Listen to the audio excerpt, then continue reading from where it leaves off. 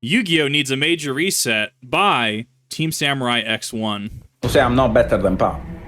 No, Nesh, What's up? man. Nesh, bro. Bro, we can play mirror all night. What are you on? Because I want to be what you're on. Please. I'm actually in love with that engine. Okay. I think that engine is broken, and it's not even close. Hold up, wait. Yo. What? Nash, what you say? Nash, yo, chill, bro. Nash, like, whoa. come on, fam. Is there anything you want to tell us about? Bro, Are I'm you just sure? telling you, bro. Look, all I'm saying is I got Channel to gaslight Konami? sources I can't say. What's up? I'm telling you the good guys. Ladies and Is that the secret? We just always gaslight Konami? Is that the secret? Is that what we need to do for the past 20 years? That obviously is a joke. I only really know who Sam is from this. The way I understand that these are some high-profile players and or high-profile Yu-Gi-Oh! Content creators. I'm unfamiliar with the other two. So, context, Yu-Gi-Oh's in a rough place. Stop me if you've heard this before. Some may even say, the game is dying. However, I do think that there are some issues that do need to get addressed. And I want to see what the higher level player base is saying about the game currently. guys, welcome back to another episode of Tech Talk. Today we got, who do we got today? Hello, guys. Yo, what's up, man?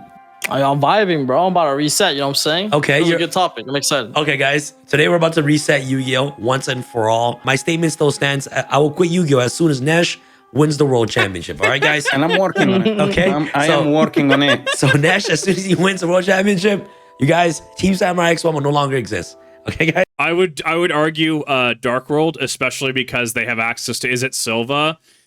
Konami really hates hand ripping, which is incredibly fair, right? Hand ripping from your opponent is one of the most powerful forms of removal, quote unquote removal, in the game. All right. All right, guys. So today we're diving to the topic of Yu-Gi-Oh needs a reset. So guys, here's today's question, okay? Is the game moving too quickly or has it become too predictable? Are we stuck in a cycle where the same decks dominate, making gameplay stale? Okay. In today's Tech Talk, we're going to be diving to why Yu-Gi-Oh might need a reset and discussing how a well-crafted ban list could be the key to revitalizing the game. Are you? So, in regard to this question, I mean, we've known this for years. We do know that Konami has factually used the ban list to push product. Go back to pre-Cosmo format, I believe. Emergency Teleport, Quick Play Spell, was either banned or limited for the longest time, which early on 5D's era was kind of relevant. However, we things like Cosmo come out. We do see things like Emergency Teleport get pushed up. We will see certain things such as Delinquent Duo comes back for a single format, and then everyone goes, "Wow, that was a format." Konami is making proper business decisions and using the ban list for marketing in some aspects. However, there are absolutely things on the ban list that shouldn't be on the ban. That should be on the ban list, right? Rongominion, I don't see him ever coming back. Especially we have things like Gossip Shadow. I think was the one that was the enabler, which I think certain formats will hit the Gossip Shadow, others will hit the Rongomian. I think Rongomian, if you have a way to actually hit it, is the problem. Things like Shockmaster are a problem. Things like Chaos Emperor Dragon, Envoy the End, they kind of. Especially the errata, because we start getting to erratas and how erratas technically change a card. Like Red Eyes Darkness Metal is not inherently the Red Eyes Darkness Metal that was banned. Future Fusion is not inherently the Future Fusion that was banned, right? The ban list does serve a place, specifically in limiting cards like Exodia, which is a very popular archetype with the recent sets released, right? I think that the ban list is a necessary evil, especially in a permanently legacy legal card pool. Like you look at Magic the Gathering, right? You have multiple formats. I play Modern. I play Modern Tron specifically. Okay, I get to access the Modern card pool, and I know what set it starts from and what set it ends from, and I have a ban list to work off of, right? If I play Standard, I only have a certain amount of sets that work in that, right? Pokemon TCG Standard, Expanded Black and White Forward, which is the modern iteration of the card game going forward. So a lot of other games power creep out cards like Necropotence in Magic the Gathering, or they don't know necessarily one in Pokemon's case offhand. I know Seismitoad, Lysander, that was pretty oppressive at one point. What was it? Seismitoad EX, Lysander's trump card. I think Tripe card was actually banned. These issues will sort themselves out with the rotation. So inherently you have a card pool that is 10,000 plus cards long, And then we consistently see things like System Down gets used in Clifford formats. We see cards from all the way back from the beginning of the game. You know, something will break them at some point or the other, right? What was it? Tier Limit, Shirshizu format. Tier Limits, I think we're using Crystal Beast, Emerald Turtle. So with a card pool that big, it becomes almost inherently impossible to balance the game. Hence the necessity of a ban list. I don't think getting a good ban list is necessarily a hot take. I think that's where every Yu-Gi-Oh player is. We should need a good ban list, right? In regards to if the game's moving too quickly or too predictably, I think that it's predictable in the sense that we are seeing more value from single card combos. So what I mean by that is not even, let's take Fiendsmith out of the equation. Yubel, a deck that I play, right? Or even, I guess, Branded, right? We'll take those two decks, which I'm familiar with, right? And then I guess you could argue Sky Striker Mobilized Engage is kind of one of those things. If I'm playing Yubel and I were to drop the Samsara D Lotus, no response, tribute Samsara D Lotus for cost, activate effect, grab Spirit of Yubel, Spirit's effect, grab Nightmare Pain, etc. I go on this long wombo combo, right? Like, I think that in certain ways is a good game. I think it's a cool game, which allows for interruptions like Ash Blossom, right? Where, say, if I were to drop Spirit of Yubel and my opponent says on search, response, Ash Blossom, spell speed 2, right? I think that's a skilled hit. I think that hits the right piece in the chain to be able to stop your opponent in their tracks. I'm actually not opposed to the interaction that Yu-Gi-Oh actually brings to the table. I think it's neat in some aspects. We start getting into D-Shifter, certain things like that, lingering effects that are definitely controversial, if you will, in the current format. Branded even. You know, I could drop, I run Keeper of Dragon Magic, drop Keeper of Dragon Magic, response, cool. Grab something like Branded Fusion. I can even grab Instant Fusion. Instant Fusion can get me into an easy Millenniumizer Strict to try and counter a hand trap. Or if I go Branded Fusion, shotgun the Branded Fusion, go like Lubellion's effect, drop the Red Eyes Dark Dragoon on board. Yu-Gi-Oh, I feel, tries to make most every card playable, and thus why we play the bricks, which then you look back at archetypes or concepts such as level monsters, Geminis, etc. Level monsters specifically end up being bricks, or assault mode activate, or assault mode monsters. You're playing bricks effectively because they can only be summoned by assault mode activate, so thus you have to play the brick. In Branded, you're playing Dark Magician as the brick. You don't want to ever draw into your Dark Magician, thus you minimize the copies to maximize your deck size, right? And that's just consistency, how consistency works, right? If you're working within, say, your most streamlined 40 card minimum, you maximize your copies, you minimize the deck size, right? That's consistency. You have maximum copies to reach in the minimum amount of cards possible. And then also, if you want to bury a brick, maybe run 40, 41, 42, 43, depending on what your list is, depending on what ratios you want. But then you try to bury that brick, so to speak. You bury your Garnet, you bury your Dark Magician in the deck to be able to do that. I think that the game is in an interesting state. I really think that it has potential. I think that some of it's the community. I went to an LGS and I popped Imperm, like hard pop Impermed in my center column, to which, you know, obviously negates the column. Homeboy puts it down in center, and I go, okay, but that's negated. It was like Pearly, I think. And he just goes, bro, you gonna do that to me? Like, he was just kind of like, damn, I can't believe I did that. But the fact that even has to be a discussion when I half know my deck, and I'm speeding through turns to not get called slow on time, to have other people who are running, you know, Fiendsmith, Lightsworn, Wombo combo, and they're taking forever on their plays, right? I think that time rules are one of those things that's actually detrimental in the game more than the game itself. I do think that things like Shifter need to be put in check. I do think that we need to have less high-value things, such as Engraver. The lines become really complex really quick, and you do start hitting time a lot more. So what I can also say is if we are actually going to be hitting time consistently, we need to be making the timers longer. Because I hate going to game 3. It takes me a minute to set up a Yubel board, right? It takes my opponent to set up their board, right? And in all that time, we get to game 3, and, you know, quarter of the way, halfway through game 3, we end up getting times called, and which leads into, I think was it Ghost Bell and Haunted Mansion is actually a really, really bad card for that right now. It's being used in its correct ways at high level play, but it is still one of those that you're teching for time, from what I understand.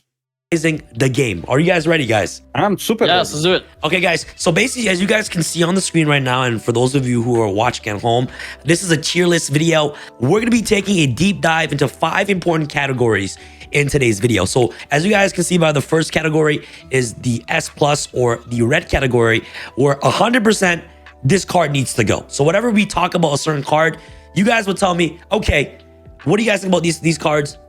If the card 100% needs to go, the cards will be dragged into this column. Next, we talk about the limited. Limited are cards that needs to be at 1 in this forbidden and limited list. Next, we got semi-limited, cards that should be at 2. Next, cards that you guys think shouldn't be touched for now, but it's definitely a considerable, okay? And last but not least, you know, we can put it in a wish list or AKA probably not gonna happen, you know? Like if you guys don't think these cards are gonna be hit. All right, guys. Okay, so I'm going to have to actually open up a new tab here completely, and I'm going to have to actually reference some of these cards because I don't remember their exact text. So the first question that I have for both of you, you know what I'm saying? You know, both pro players here. The current state of Yu-Gi-Oh! Has seen Snake Eye dominate the meta since the release of Age of Overlord, okay? What critical hits does this deck need on the upcoming ban list to restore balance? Okay, so let's take a look really quick. Let's take a objective look here. So Age of Overlord, when did that come out? Age of Overlord restate. I'm trying to figure out where it actually came out. So it came out last year. In the objective scope of game design and game balance, Konami has generally given a year, have they not? SP Little Knight is, as of now, a year out after its initial release, getting a reprint, right? Triple Tactics Thrust allegedly getting a reprint, right? Konami generally gives about a year on these things, and we have precedents, I would argue, to support that. Is it fun to have a deck just absolutely bonkers over the course of an entire calendar year? No. I think that if you look at you have to look at percentages at that point. I don't know the tournament percentage. If it has over, I would argue potentially over a 40 to 60% usage rate, something needs to get hit. Something needs to change. Because at that point, it's a stale format. Like, I mean, I can't play Yubel at full power because Unchained, right? Red Dog, Blue Dog, they're limited in some capacity, which is fine. And I'm sure outside of Yubel, they're limited for good reasons. I didn't play during the formats where they were actually relevant. So this does open up an interesting conversation in regards to expectation, because Konami does have a very aggressive reprint policy, right? I mean, recent sets, we've had Snatch Steal for GOAT format players and people that don't have copies, right? We're getting reprints of Chaos Angel coming in. Like they have an aggressive reprint policy when they choose to reprint things, but there is a certain time frame of roughly a year in which, yes, the meta will be meta for all intents and purposes. So I don't know if that's entirely a good faith argument, but then again, I haven't had to, at the very least locally, had to go up against too many Snake Eyes players. So while I don't have that full understanding, and it could be that it's not necessarily that it's OP. It could be, what is it? Tier Shizu, where it just becomes not fun and it's the only thing you play. It could be that as well.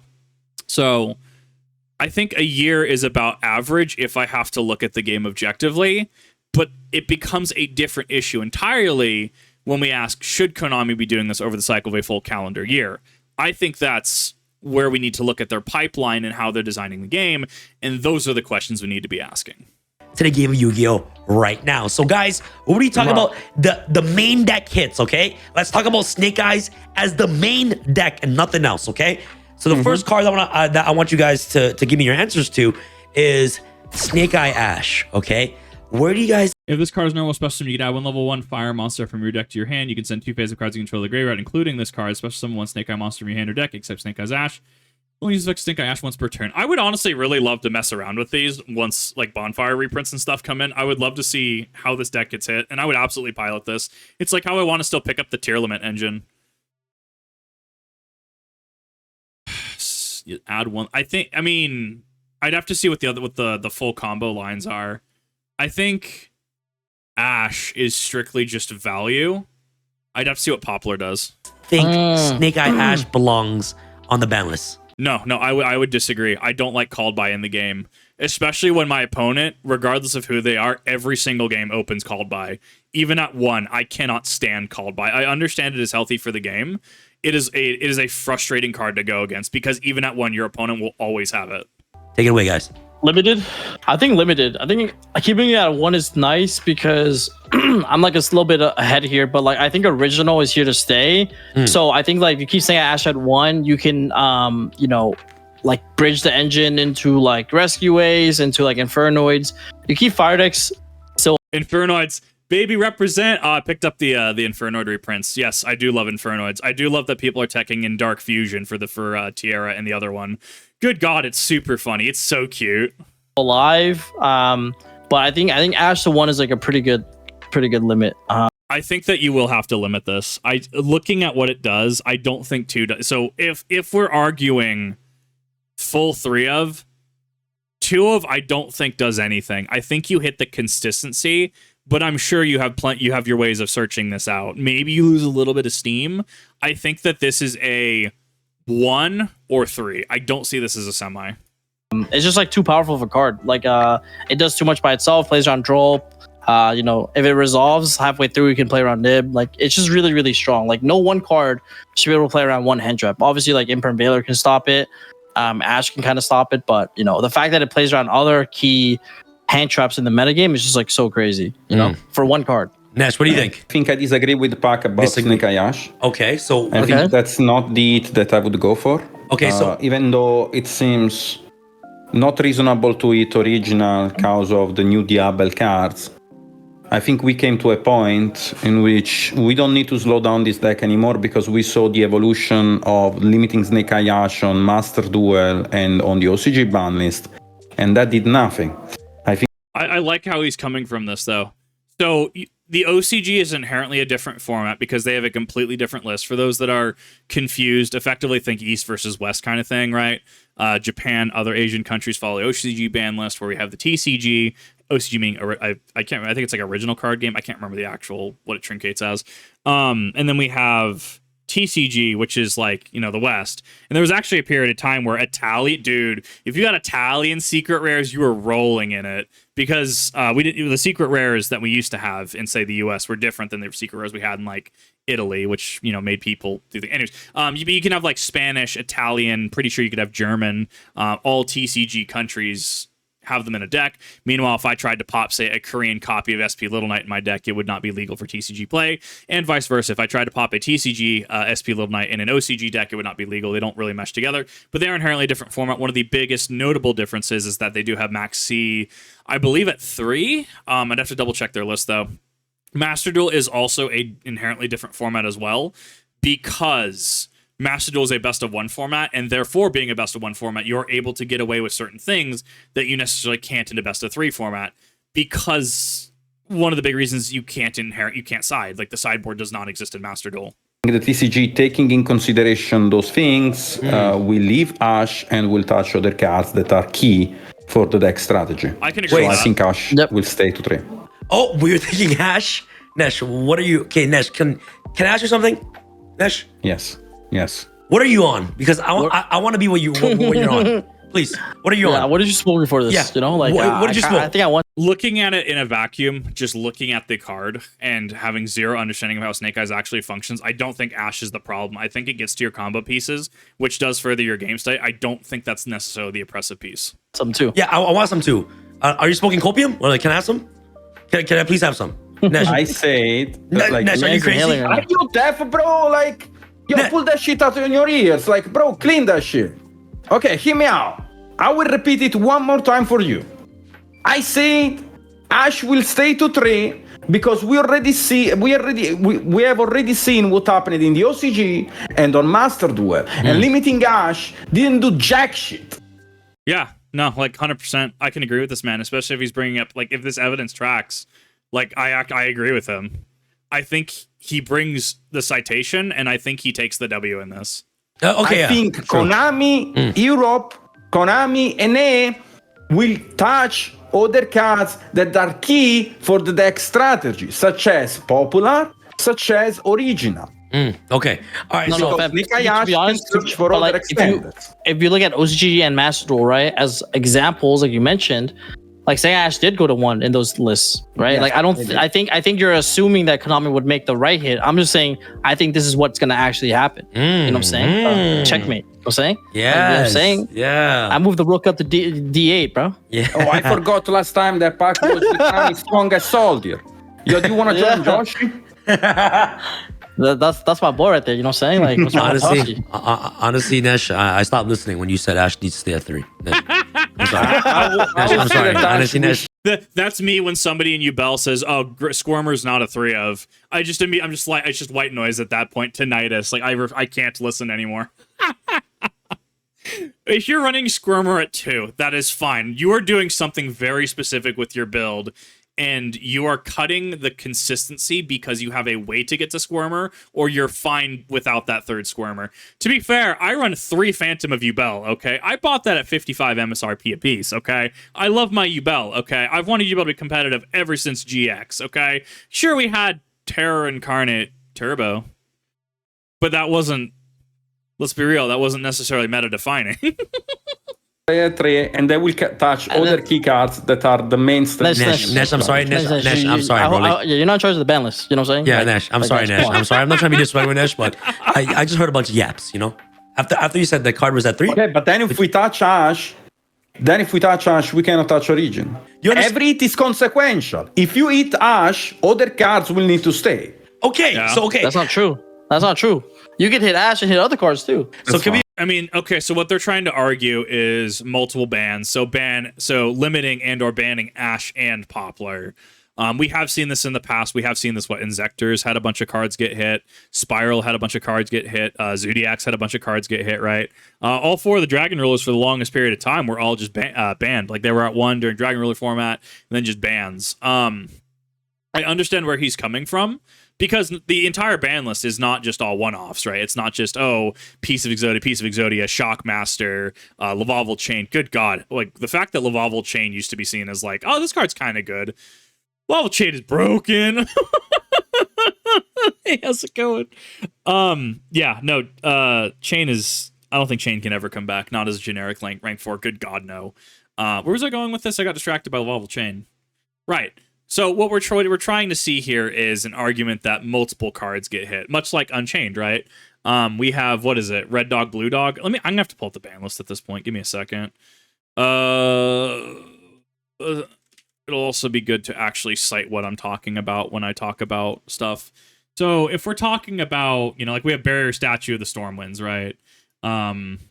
Artifact Scythe, Glow Up Bulb, Grinder Golem, Maxi, things like that are pretty kind of one-off, right? So the argument being made here is more along the lines of like how we have Zodiac, Trident, and Broad Bowl all limited. That's what we're kind of arguing for. Less a Butterfly Dagger Elma situation where it's a one-off that works in another deck, or a Master Driver situation, and more along the lines of we're going to hit multiple cards from a specific archetype. can we agree that Ash could be limited? Nash, can you at least agree to It that? could It's 1 or 3. be limited. It Yes, could, it right, could Pak? be limited. Pak, can we all If agree? I consider Yeah, the worst case scenario, Okay. it could be limited. Yeah, I think it'll be limited. Yeah. Okay, limit, I think okay? it will. Yeah. All right. Next card. Okay, Nash, I'm gonna let you lead into this. Popular. Snake Eye Popular. What do you think about this little red reptile? I've never seen this card. Card's added to your hand except by drawing. You can special summon this card. That's inherent value. Good God. If this card is normal special summon, you can add 1 Snake Eye File Trap from your deck to your hand. So either. See, here's the thing that gets me about this is like, there's certain cards like I think Cyber Dragon has them where it's like, if this Cyber Dragon Dry, German, where you normal summon it and you make everything like a level 5, but that requires a normal summon. The fact that this is normal or special, I think, is a little egregious. Add 1 spell trap card from your deck to your hand. It's 1 Snake Eye spell or trap, so it depends on the actual lineup. If this card is sent to the, because I've never seen this is actually live. Kip reacts to Snake Eyes. I've never seen this deck. If this card is to the graveyard, you can target 1 fire monster in your graveyard. Place a face up to the north spell and trap cards and send you a spell. You can only use the effect of each.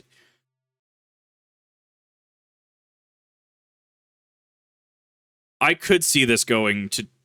I'm trying to think if the 2 works. So Ash into Poplar is the play. Unironically, I don't even think this is that expensive of a card. I think this is actually like pennies or dimes because I don't think it's high rarity.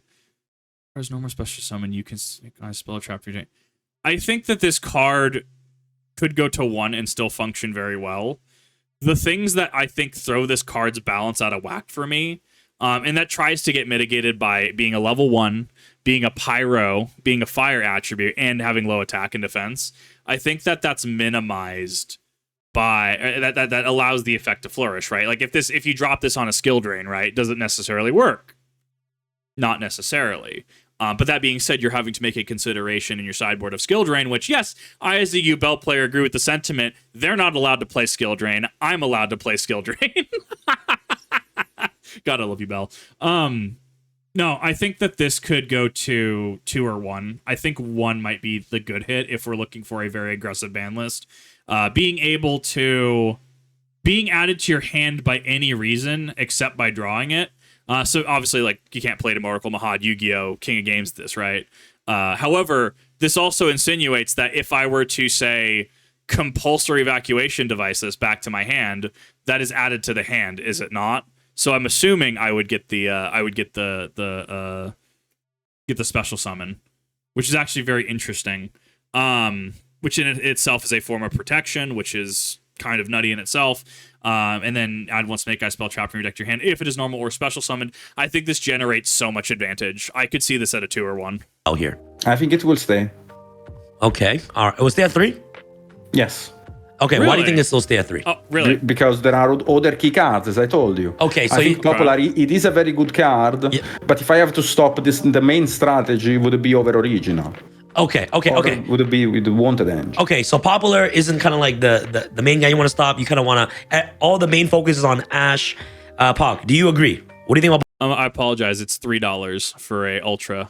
I wanted to double check that. Popular being... Yeah, I agree. I think Popular is way weaker of a normal summon compared to Ash. I think it stays at 3. Like, I don't think they'll hit Popular, to be quite honest with you. True.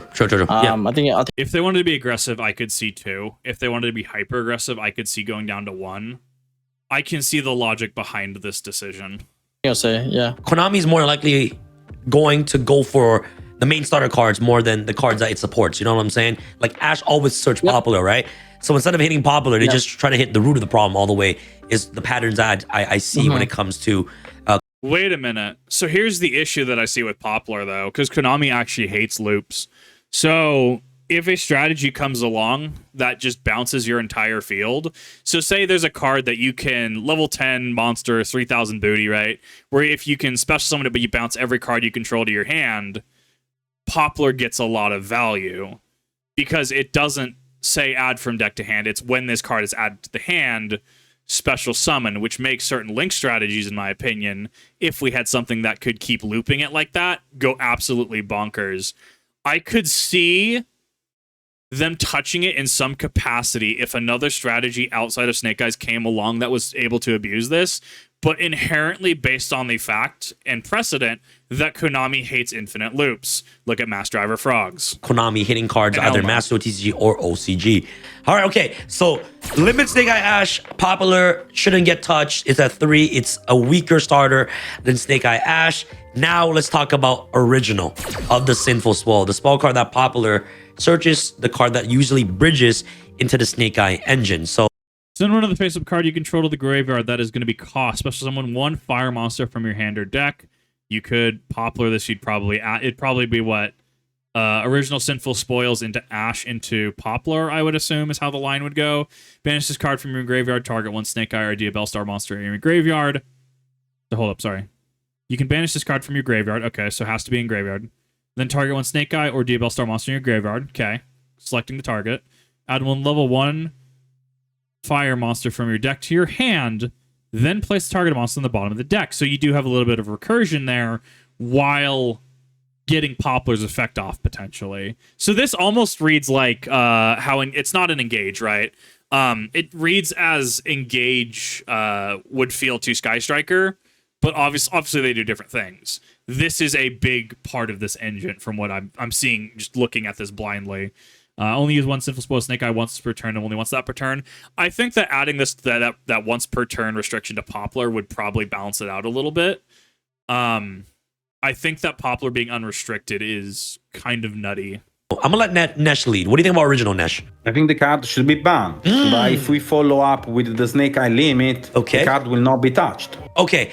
So yeah, I think it shouldn't get touched though. Yeah, I don't think it should get touched. I think like you want to make other fire decks playable still, but you can hit the other parts of Snake Eyes that makes it really like frustrating to play against. Okay, so this is the Trishula argument, I would assume, right? Why are we banning Dragon of the Ice Berry Trishula, right? Why are we banning it when it's using Ice Berries? Oh, but it's not just using Ice Berries. It's used in so many other things, right? Obviously, when Trishula was still a banned card. It's the concept of you want to have the support for other decks, but in the deck that is currently abusing it, it becomes an issue. So, okay, I can see this argument. okay. Like I think you keep original so like you can play Rescue Ace, so you can play Infernoids, and then those fire decks will get a resurgence in popularity. I think It's Infernoids need some help. As an Infernoid lover, I've come to this realization lately. I just play Fiend. I'm playing Unchained in Ubel. I'm playing Infernoid. I've loved Evil Heroes. Apparently, I'm just a Fiend player, and I didn't know this for literally like 20 years. it's like way more doable. The thing is, when you keep a lot of the Snake Eye cards in engine, you can play it pure and put in a lot of non-engine. The moment you like use Snake Eyes as like an alternate, like as a supplementary engine, you actually reduce your non-engine count, right? So I think it's like fine. Like, but yeah, so I don't know. I think it's just stay. It is a really broken card though, especially with all the follow-up. Bro, this searches Decatron. That's bad. I love it. It is probably one of the worst ways to utilize this card. This could go for Infernoid Decatron. Provides and all that good stuff, but I think it stays personally. Or else, like, what's the point of keeping Poplar to 3? Like, I think it stays. Nesh, what do you think, Here's Nesh? the thing. Like, I usually agree on PAK take, right? Because PAK says, PAK is basically saying we should limit the power of a deck instead of destroying it. And I'm usually on the take. Usually it's the reverse, right? Yeah. Okay. But like, but I think like the fact that there are so many broken fire engines around, such as the Fire King engine, which is like the most spoiled one, such as the Rescue one, originally. Yeah, that shit got 20 bricks. What? Which one?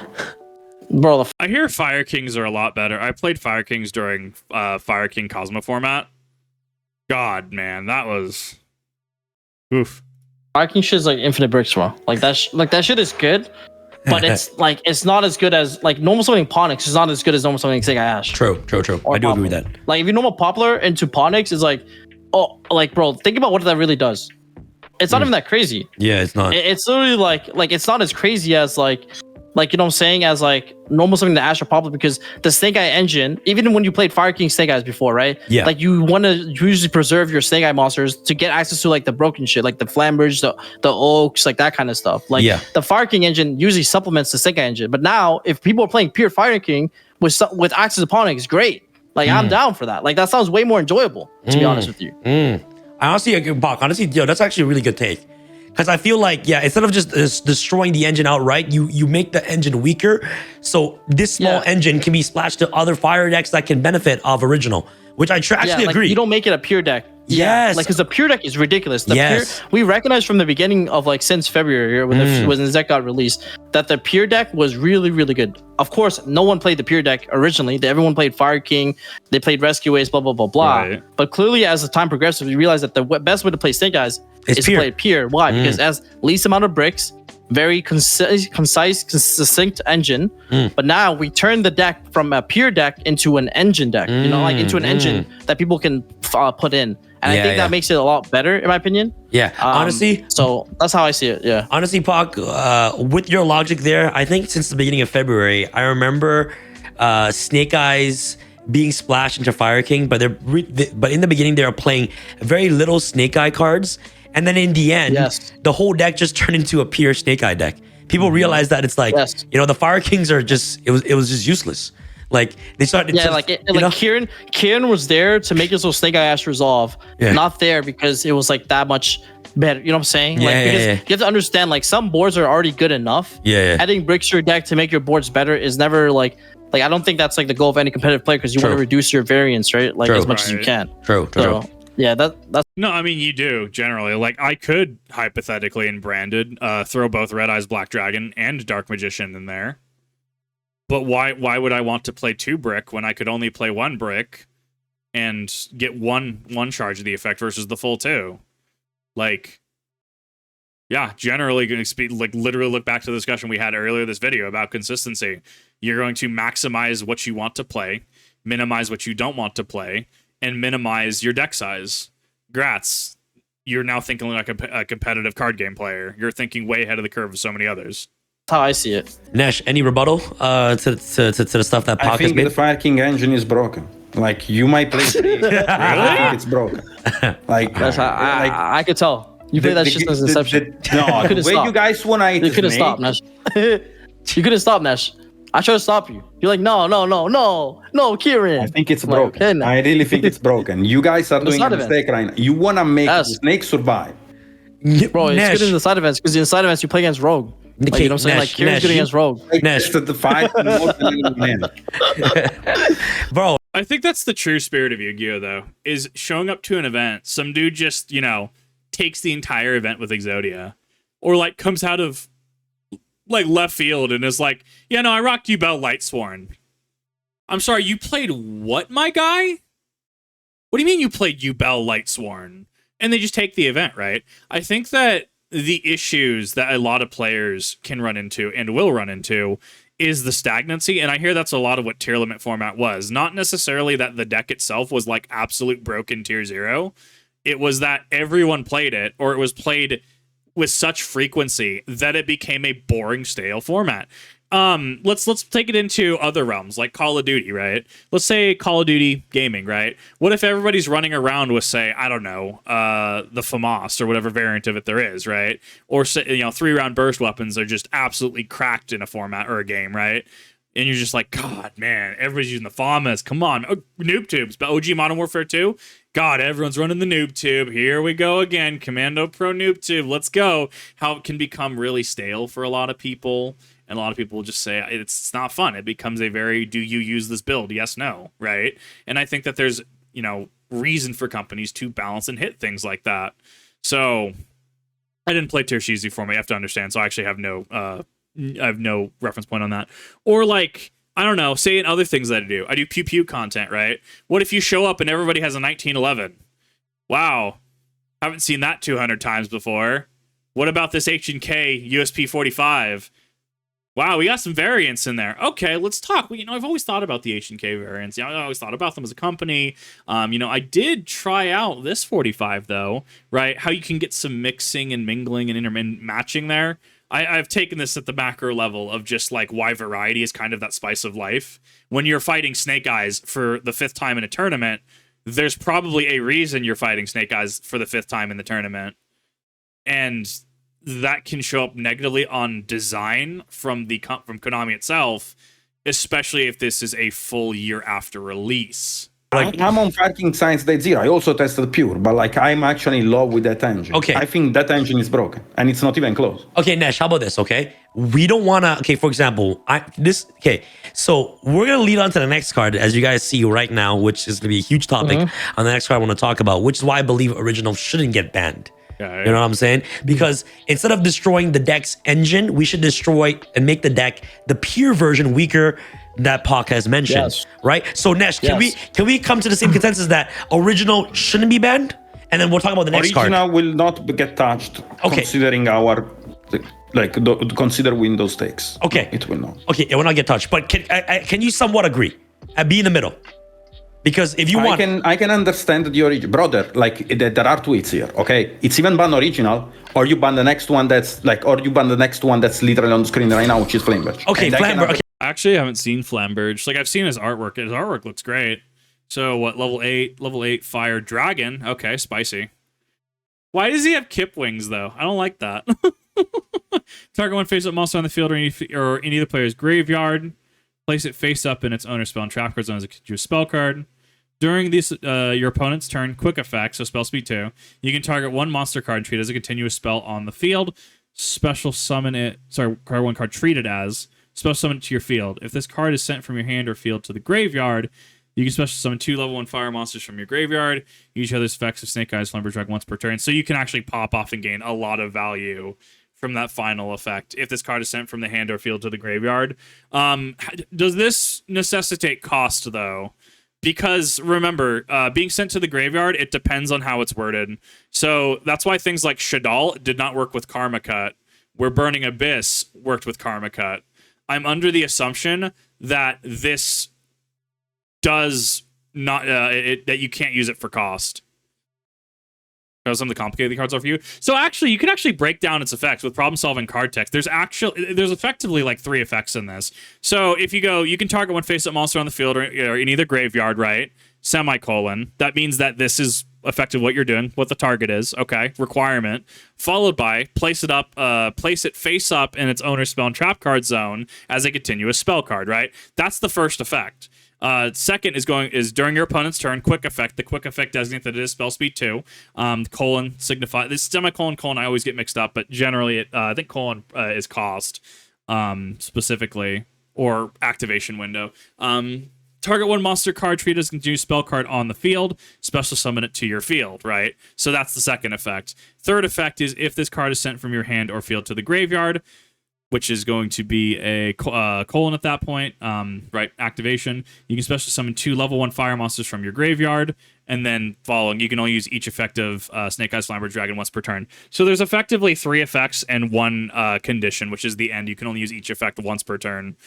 Sent to graveyard, it doesn't say how unless Konami wants to errata it. So does this or does this not work with cost?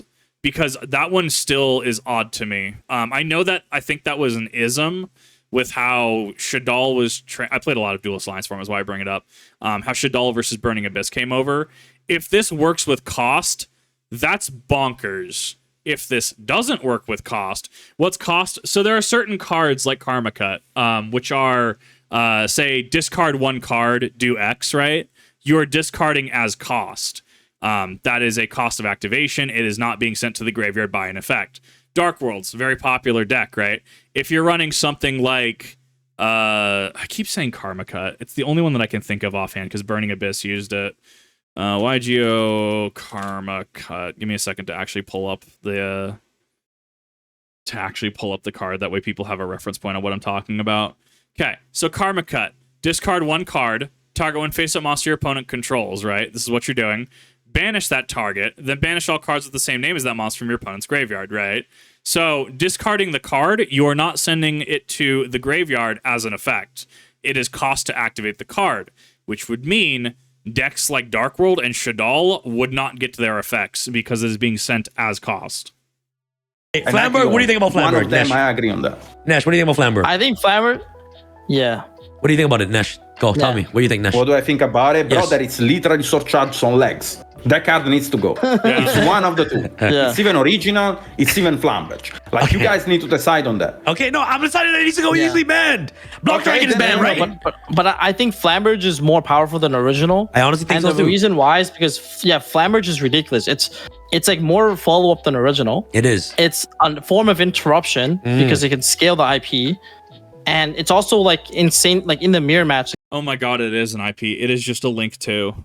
Yeah, with its effect to summon 2 level 1 fire monsters, not only do you get the Ash Search, the Poplar effect, you do also get to just make, say, an SP Little Knight. That's dumb. that card was like so annoying because you couldn't activate Popular to put in the scale because they just take it. Right? Yeah. Like it was just like the card was like absurd. And keep in mind, one of the ways is that plays under skill drain is that like it literally like Ash tags onto like Flamberge, for example. Right? Or like, you know what I'm saying? Like Flamberge is just too crazy. I think hitting Flamberge is better than hitting original, in my opinion. Like, That's why I kind of like frame it that way. You could have said Flamberge is it way before. more powerful. You could have said it before. He did. Yes, but we're taking Why did you taking not? one step at You were taking one step at a time, Nash. Come on, you have to build it up. You know what I'm Nash, you gotta saying? build it up, bro. Bro, Nash, in the Nash, Olympics answer right times, away. I like to run, brother. Nash, I know you like to ram, but this Yes. is why I set these questions. So in chat, if Konami wants to errata the rule to discarding the card as cost doesn't trigger its effect, they need to errata the game.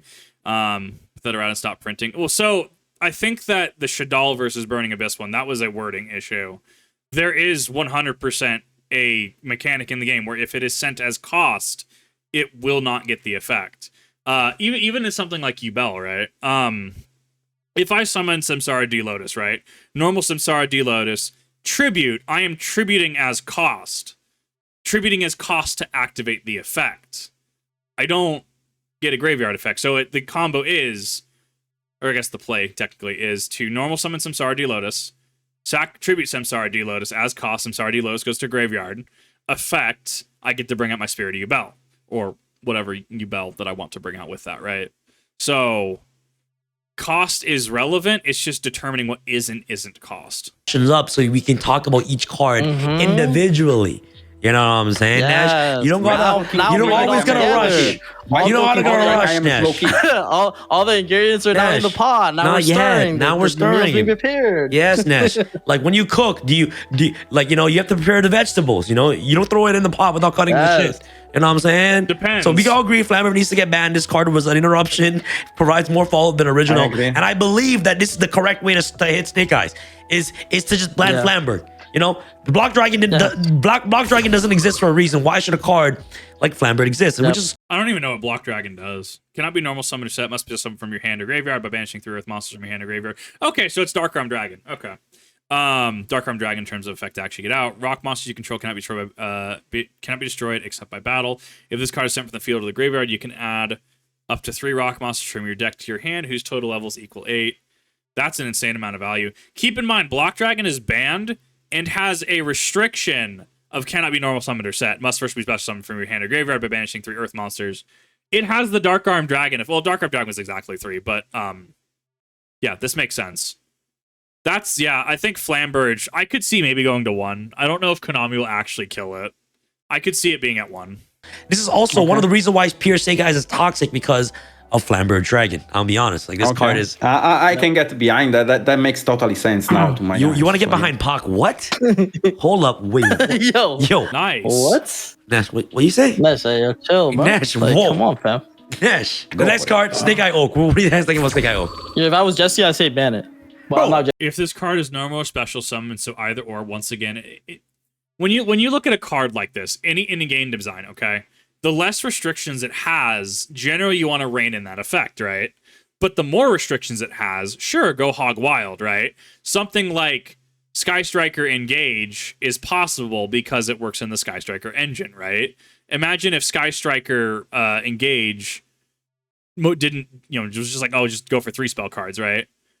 Like that would just be perma-banned. Like, no way. The only reason you can get away with something like that is either 1, because of the archetype, like it's the archetype's power card, but 2, because it has that restriction. If this card is normal or special summoned, you look at cards like that. Okay, so anytime effectively this is summoned, you can target one of your level 1 fire monsters that is banished from your graveyard, add it to your hand, or special summon it.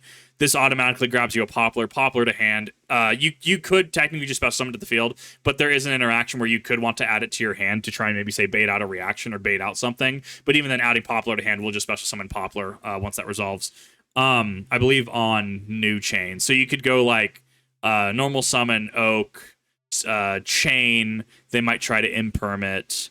Then you might like negate their imperm. So that Chainlink 3 resolves, negates their imperm. Imperm's now negated, so it doesn't actually hit Oak. Oak resolves, grabbing Poplar to hand. New Chain, Poplar special summons itself from the hand. Honestly, kind of nutty. You can send 2 face-up cards you control the graveyard, including this card. Special summon 1 Snake Eyes monster from your hand or deck, except Snake Eyes Oak. You can only use the effect of Snake Eyes Oak once per turn. So this can grab Flamberge, right? Are you telling me that Oak can just drop the dragon? So honestly, like that card is fine. Just keep that shit at 3. Nash, what do you think? It's totally fine. Yeah, because with Flamberg being dead, like what does the Oak tag out into? You know what I'm saying? Like nice, it tags onto nothing. You know what I'm saying? Say idea, Bell. Yeah, sure. Yeah, you're right. Yeah. That's a good idea, Bell. Okay, next, how about another consistency card? We got Bonfire. What do you think about Bonfire? Bonbons. I don't know if this is going to get hit or not, actually. So this is my perfect argument where people say Yu-Gi-Oh! Has way too much card text. All the good cards have like a brick of text. Add 1 level 4 or lower Pyro monster from your deck to your hand. You can only activate 1 Bonfire per turn. It is 2 sentences. This card is currently sitting at $22, down from like $60. It's simple. It's short, it's sweet, it does a lot. I want one. I want Nesh. One. One or two. I think it's If we look at it through the roto lens, I could see an argument for one. probably Yeah, fine. I think it's one because like the card is literally Snake Eye Ash or Popular, so it's either an extender or a starter. It's like both cards in one. It arguably is like it's just Rota, bro. Like what like need I say more? You know what I'm saying?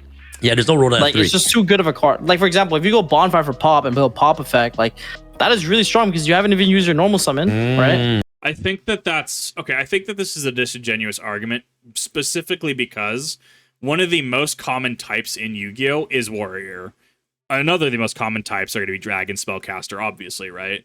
So a reinforcement of the army grabbing, one of the most bloated, not archetypes, one of the most bloated attributes in the game, right? Like, I think that that's different than, say, Bonfire grabbing specifically Pyro. That's like, imagine if Bonfire was like, I don't know, Snake Pit, right? Snake Pit, add 1 level 4 or lower reptile monster from your deck to your hand. You can only activate 1 Bonfire per turn. Oh, but they got Snake Rain. They can do stuff with that. Okay, but Snake, it's like fish, right? Snake and fish aren't exactly the most, wide types in Yu-Gi-Oh, right? How come we stop printing wars? They'll never do that. They will never do that. It's easy to design dude with sword. It's just value. It's easy for them. I think that Bonfire can work very specifically because it is targeting Pyro, but if Pyro become too much of a problem, yes, then this gets limited, semi-limited, etc. Right? And I think there's a format. Wasn't Rota at 2 for one? I'd have to remember if Rota was at 2 for a format. Like, once again, broad, right? If this said add 1 level 4 lower fish monster from your deck to your hand, you only activate 1 Bonfire per turn. Yes, you can say, oh, it's just Rota for fish. But what are you grabbing? What are you grabbing with fish, right? What are you grabbing with Pyro? Obviously, you're going to add your Poplar, or you can add anything we just saw, right? Any of the level 1s, right? Easy. Infernoids, I can add anything from Decatron, Ontra, which is the 1, 2, 3, the 4, right? I can add stuff with that, absolutely. It depends if Pyro is going to be pushed or not, because that can kill decks like Volcanics, that can kill decks like Infernoids, but is Ash that much of a problem where this is going to require, any sort of limit or banning, right? Which is relevant. This is the conversation we're having. So I think it's actually just too good to keep it at 3. I can get behind that. I think I'm fine with that. Like, could be at 1, could be at 2. Okay, all right. Let's put it to 1. I'll put it to 1. Yeah, I'll put it to 1. Okay, all right. Because now, like you're cutting, like you're making this deck an engine. Like, look at this. Like, if you play the pure deck, you don't have enough cards to play. Yeah, you can't play pure no more. Like, you can't play pure no more. So now you force people to play like alternate ways. And like I said, the more cards you add to like the other engine, like the other type of decks, they're gonna lose non-engine slots, which is great, bro. Like 18 non-engine is not balanced in 40 cards. Like, that's true. Not okay. Yeah, that's actually shouldn't be allowed. Yes, yeah. Honestly, I agree. Bonbons, you go to 1, guys. Go back to the era. Go back to the era of 12 hand traps, like 12 non-engine. Yeah, I like that. At least it feels a little bit more doable. Yeah, and honestly, I think I still run 12. I run 3 Imperm, 3 Ash, 3 Veiler. I'm running 3 Droll right now just because of where the format's at. But I run 12. Realistically, people run 15, 18. Bro, if Rota's at 1, why is Bonfire still at 3? You know what I'm saying? Facts. You know what I'm saying? So might as well balance it, All right. We literally had this discussion though. Like, I would love to hear the response. If you had Rota for fish or reptile, would anyone care? Would anyone care? Right? Popularity. If they had reinforcement of the army that said, Bonfire for dragon nest, right? Add 1 level 4 or lower dragon type. Okay. Yeah, it's probably gonna see a banner limit, right? Probably gonna eat that. But Pyro. When has Pyro really been relevant before Snake Eyes? Volcanics, maybe? Right? Like, that's the argument that I bring to the table when we want to have a discussion about, Yu-Gi-Oh! and balancing. Hey, how about Wanted? At 1 as well? I think Wanted is a very strong engine. Like 1. There is a new set as well. Like, there are... I've never seen this. That's really funny art, actually, though. Add 1 Diabellstar monster from your deck or graveyard to your hand during your main phase. You can banish this card from your graveyard. Then target one of your sinful spells traps that is banished in your graveyard, except one. Okay, so you can grab original with this. Place on the bottom of your deck, then draw 1 card. Wow, okay, so that's just a inherent +0, which is good because using this. So using this is costing a card. You're adding this is a +1, right? Yeah, because you're using it -1, adding a monster, net 0, banishing from graveyard to add. I think this card breaks even because you're losing it from the graveyard. Yeah, that's actually really good though. That's actually really strong. It does a lot. You expect to want to see spoil once per turn, but you also grab original with this. I think this is great. New Diablo cards. Okay. Asamina will search it. Yeah. Wait, what? Which card? I think. What So card? there's a new archetype coming out it's called Azumina. It's like the opposite of White Forest cards. It's like the opposite of them. And like their counterparts. And basically that engine searches sinful spells and traps. So obviously you can like access original with them. They're really, really strong. So that's why I think like hitting these cards are fine because you'll find other ways to bridge it. But hitting once is really good because I think once is fine as a card, but the fact that it can draw you a card is like devastating because majority of the time when you activate the effect to draw, you thin your deck out a lot. So you're drawing non-engine cards to back up your board. So not only is it a starter, but it can potentially be an extender if you need, because you can draw into an extender when you get stopped. Yeah. Or it can draw you a non-engine to make your board even more hard, much harder to break, right? So guys, this is too good. Honestly, have you guys ever been in a situation where you're just in an unlosable situation in Yu-Gi-Oh! And your opponent goes wanted, shuffle back 1, draw like tactics? Nice. Yeah. That has happened. That has happened. Or wanted, drawn to droplet. Like I've had that happen to me a lot. Like this card's insane. And not only that, is like putting back original, drawing 1, and also like being able to normal summon Ash, popular search the original is actually ridiculous. Yep. You know what I'm saying? Constantly so every now turn.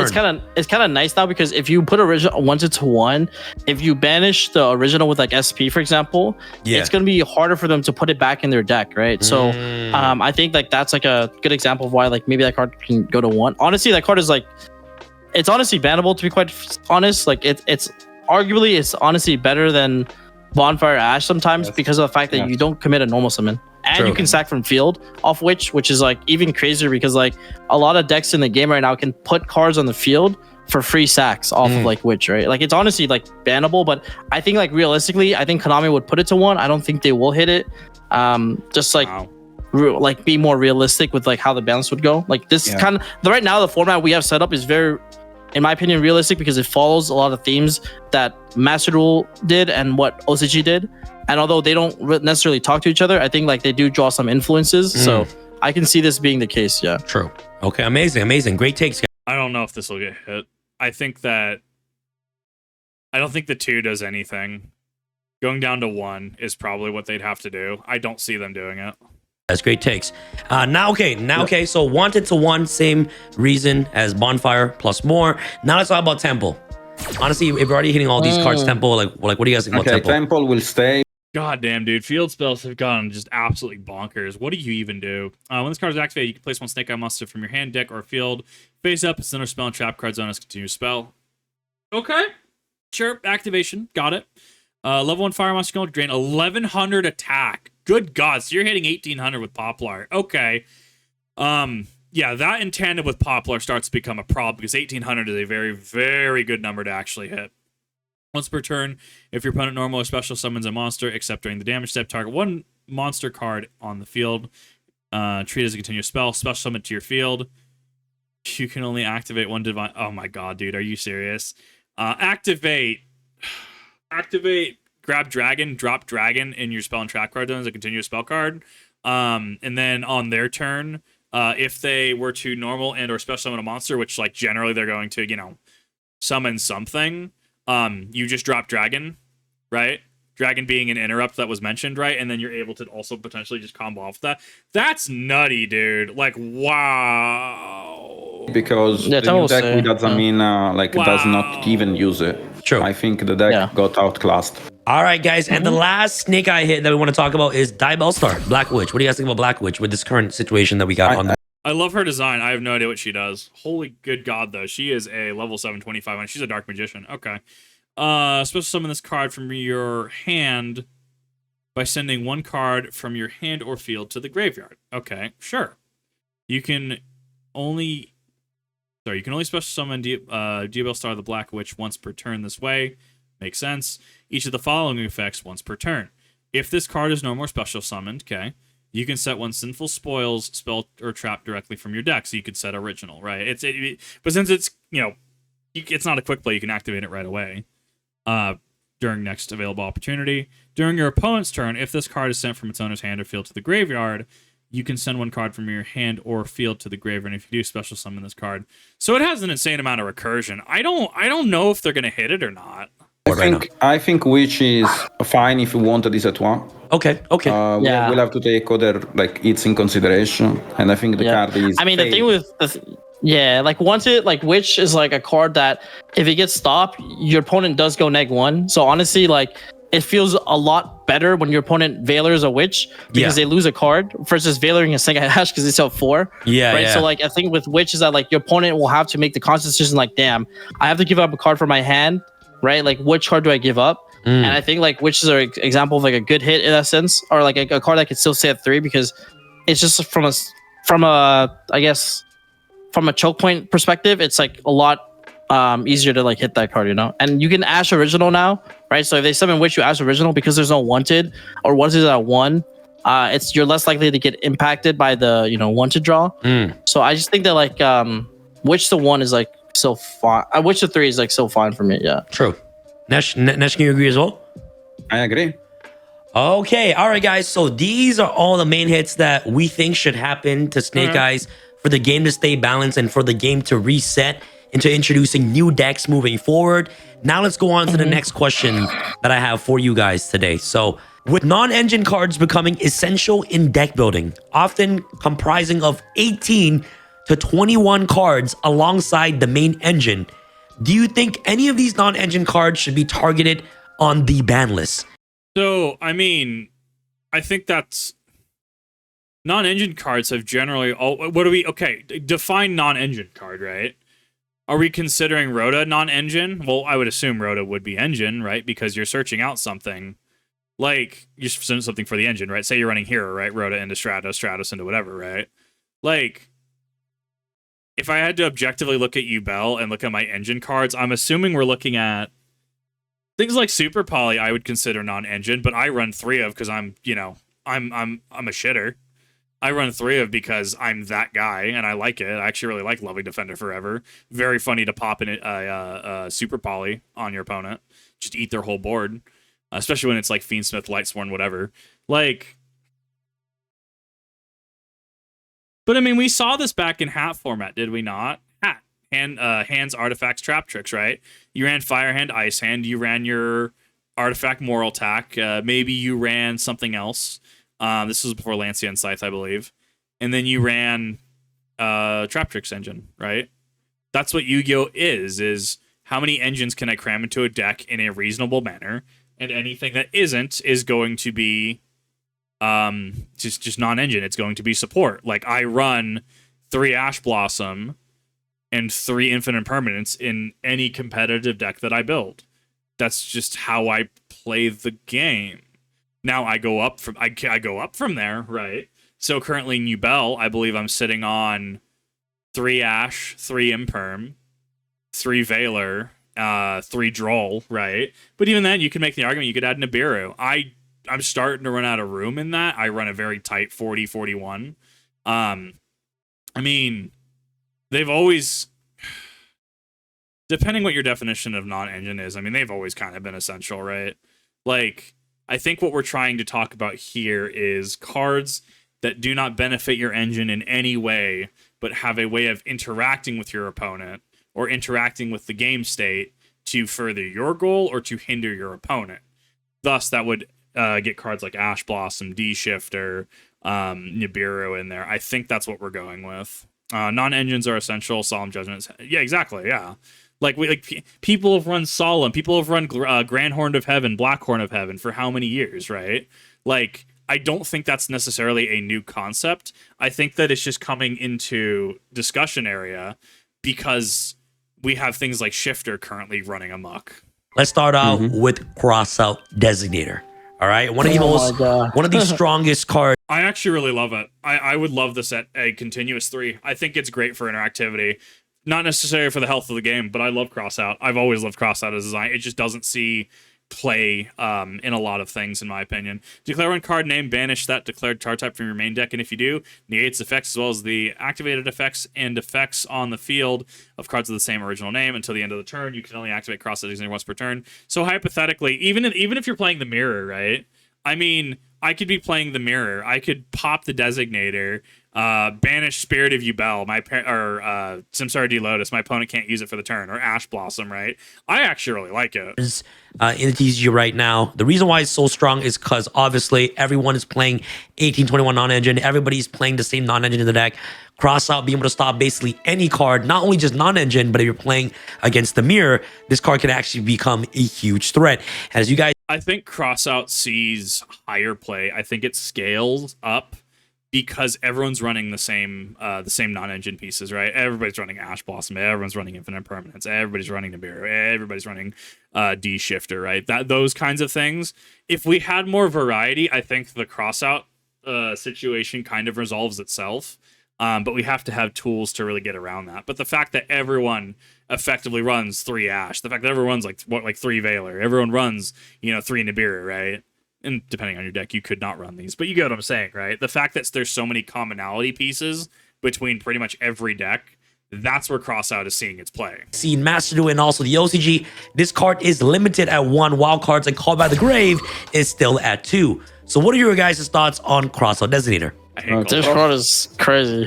Actually crazy. Yeah, Nash, you go. Nash, you go. Okay, so Crossout is such a powerful card because it's actually better than Call by the Grave in my opinion. Like Why? if you have a free spot in your deck, you should probably play Crossout because it can hit impermanence and it can hit also your opponent engine. Like I disagree inherently that we should just start banning things like Ash and Valor. I think things like Ash and Valor have their place, and I actually like the interactivity of Ash Blossom because, like I said earlier, if you know what to hit, I think it's fine.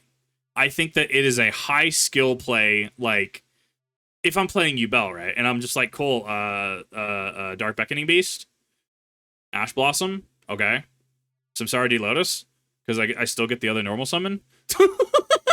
Cool, you've just wasted your Ash.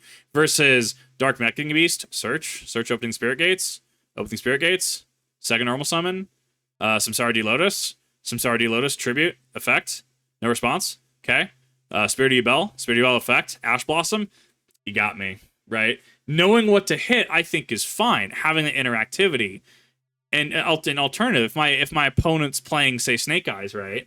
And they're gonna go something like they're gonna like hard normal Ash, right? Yeah, I can sure Ash Blossom it. And maybe I get somewhere, maybe I don't. Or I have to hit key things and I have to know what to hit. I think I'm fine with that. I don't necessarily think that's where Yu-Gi-Oh! Is running into issues. I think what we need to have a discussion about is why are there so many non-engine pieces that are currently seeing play right now, though? Or do you give them a specific kind of designation? I don't think you can. You'd have to retroactively go back and give things like Ash, Effect, Valor, Fader, stuff like that, right? Gores even. You'd have to give them a special designation as Hand Trap, or you can only have X amount, right? But then yes, it does limit deck building. We're seeing effectively a 48%, a 18 out of 40 construction of just, say, hand traps and pieces of interaction. I think that's a little high, and so at that point we need to look at what factors are making these making such a high makeup of the deck. Like starting off the rip, like you're playing normal Samurai Mouse that you have a copy in your deck, you call it with Crossout, that's also an impermanence right there. Like you feel the pressure and the power. This card in a tier 0 format, it's literally a tier 0 card. In a mirror, it's also very powerful and stuff like that, but it's usually like mostly gonna be used post side if it's not gonna be a tier 0 format, because eat every entrap, as you rightfully said, but also eat impermanence that Call by does not do it. There are many decks that have Crossout, but they don't have, and they don't have Call by the Grave, and there is a reason behind that, because it has a wider wider range of its. Yeah, Nibiru being like the one I can think of the most, right? Like Nibiru is a card that some decks can't beat. Yeah. Especially when they open Nib +1. So if they open like Nib paired, like Cross has a card that like makes sure that you will not get Nib. Like even if they pair Nib with any other hand trap, it does not matter, right? Except Lancia, I guess. Yeah. Wow. Yeah. Okay. So what do you guys think this should be? This card should go?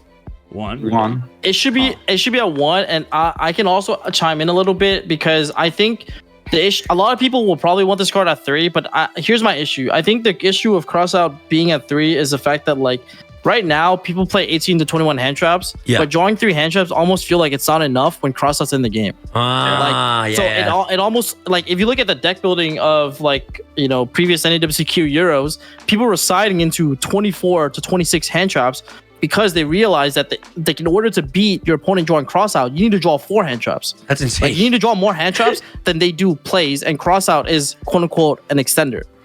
So that is definitely a problem. Then, if you're having to side out into more hand traps, you are effectively, from a just majority statistic standpoint, you are playing a majority of hand traps in interaction to deal with this. However, the discussion that I bring up is Crossout Designator a necessary evil to combat how modern hand traps in Yu-Gi-Oh exist? And people always complain about, oh, well, Yu-Gi-Oh, never had hand traps, or, we have all these hand traps now. Like, Karibo was literally the first hand trap in the game, was it not? Did we not have things like DD Crow early on?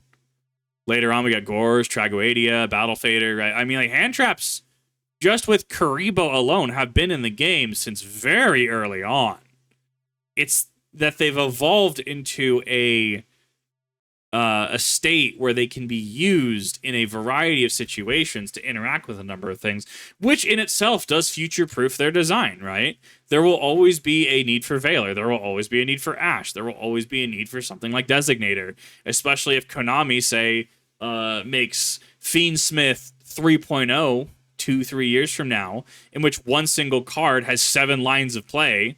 And even if you negate it, its second effect, think like, what is it, the Adventure Engine, right? How you had the spell card with 2 effects. You could ash the first part, but then it could just be like, okay, activate second part of the effect, right? Or activate the second effect. Like, that's where I could see a power creep leading us. So, I mean, and at that point, are you going to be saying, well, we need Crossout back, we need Designator back, we don't have ways to deal with this? I think that the underlying issue of the necessity of modern hand traps in such a quantity should be addressed. It should be looked at and it should be discussed.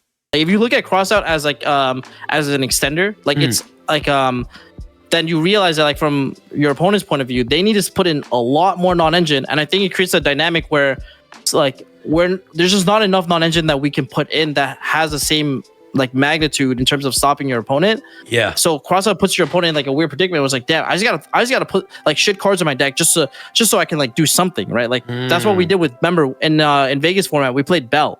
We sided Bell in. Like because we're like, okay, maybe we hit once it and look up in the sky and pray to God. Like, you know what I'm saying? Like, like so Crossout Designator also this also requires, does it not, the presence of cards you are using to be in tandem or mirror what your opponent is using. So if your opponent tries to droll you or ash you, right? I mean, they just cross out it, right? But what if you're playing something that is very good and limits what you share in common with your opponent, right? This leads to a underdog meta deck that no one sees coming, if it can perform, potentially doing numbers. However, because we are in a situation where someone mentioned earlier, Yu-Gi-Oh! Is effectively a 3 meta deck, rock, paper, scissors format, right? If we are in a stale, limited format, Crossout becomes a problem. If we're in a varied format, I think that its usage might be less, or it might start to be sided out. It's rough. It is and rough. I think that's the issue with Crossout. So I would like to get hit, to be honest, because I want hand drops to actually resolve.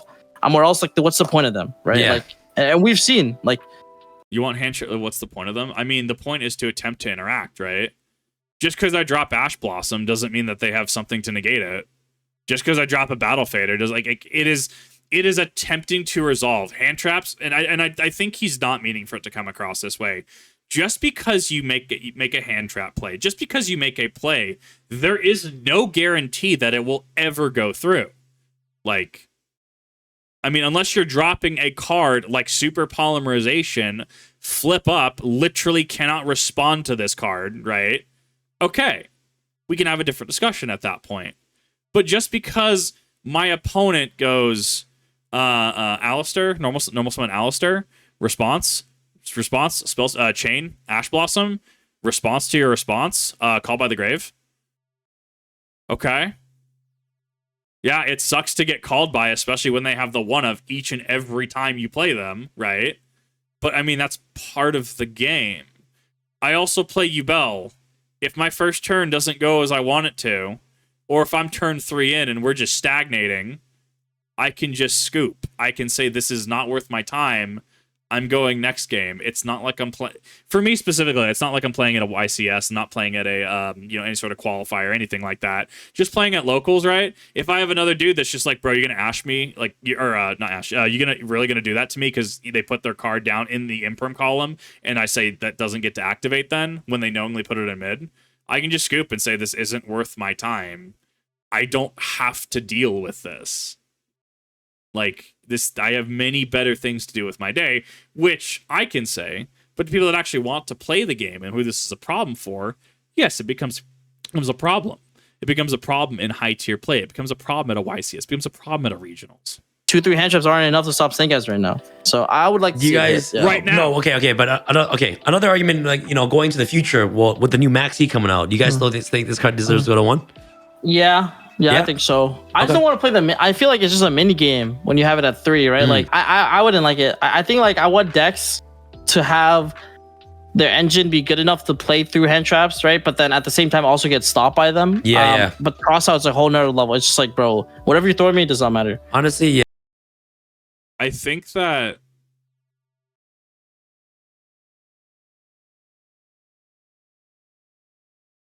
crossout designator. I need to go back to the actual wording on this. Just to clarify. Declare one card name, banish one of that declared card from your main deck. And if you do, see, it has to be main deck, so you can't say do IP Masquerade or SP Little Knight from your deck, from your extra, right? And if you do, negate its effects, as well as the activated effects of the effects on the field of cards with the same original name until the end of this turn. You can only activate one cross-site designator once per turn. Activated effects being the hand trap portion of that. I mean, you do, once again, have to be playing this in the main. Whatever you're going to designator has to be in the main. The issue becomes, I think designator is a strong card. I think that being in a limited, stagnant, stale format is what makes it perform. If we entered a format where, say, hand traps went back down to 9, and we had, say, 7 meta decks running around instead of 2, 3, 5, right? Like, we had a number of meta decks that were all viable that could fight against each other. I think the designator issue might resolve itself. I mean, we even see with another hand trap, Droll and Lockbird, right? Droll seems to come out in near or in very tier 0, tier 1 formats, right?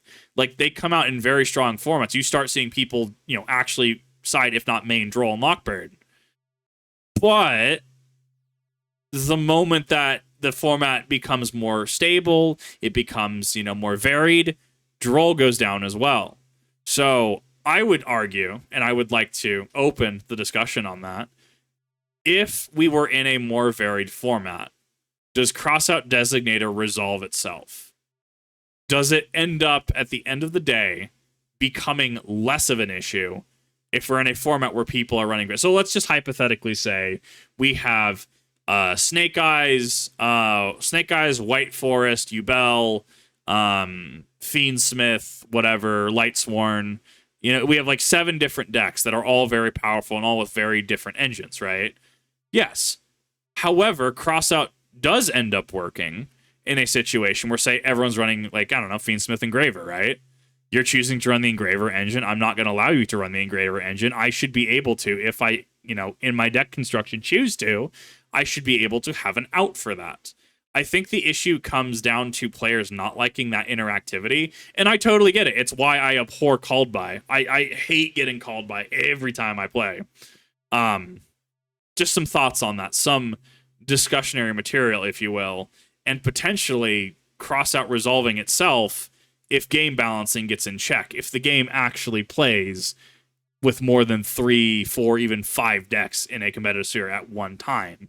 If we start seeing more variety, I think the crossout issue goes away entirely. Hi, Cyber, how's it going? Yeah. Think about it now, like, think about it now with the logic of, okay, you need 4 hand traps to beat me because crossout is at 3 is actually ridiculous. Yeah. I think call by makes way more sense. Like if we are talking about end traps, if we are talking about interruptions and stuff, I think like call by makes way more sense in my opinion. Why call by is at 1 and cross out is at 3? It should be the reverse, to be honest. Okay. Yeah, bro. Okay, let's go by called by really quick because I need to actually remember its wording. Called by the grave, TCG. So if we go to target 1 monster in your opponent's graveyard, banish it, and if you do, until the end of the next turn, its effects are negated, as well as the activated effects and effects on the field of monsters with the same original name. The reason why I think this is on the ban list as of right now, and something like crossout is not, is specifically because you do not have to have the resources in your deck.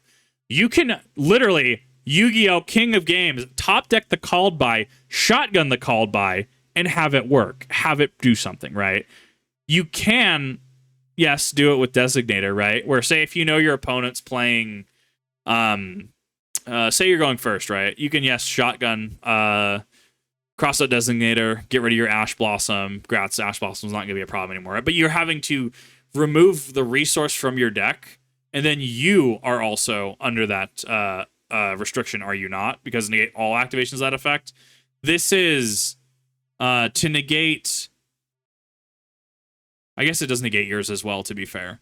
Like, I could see there being an argument where this does not require the same resources. It requires an opponent's resource versus your resource.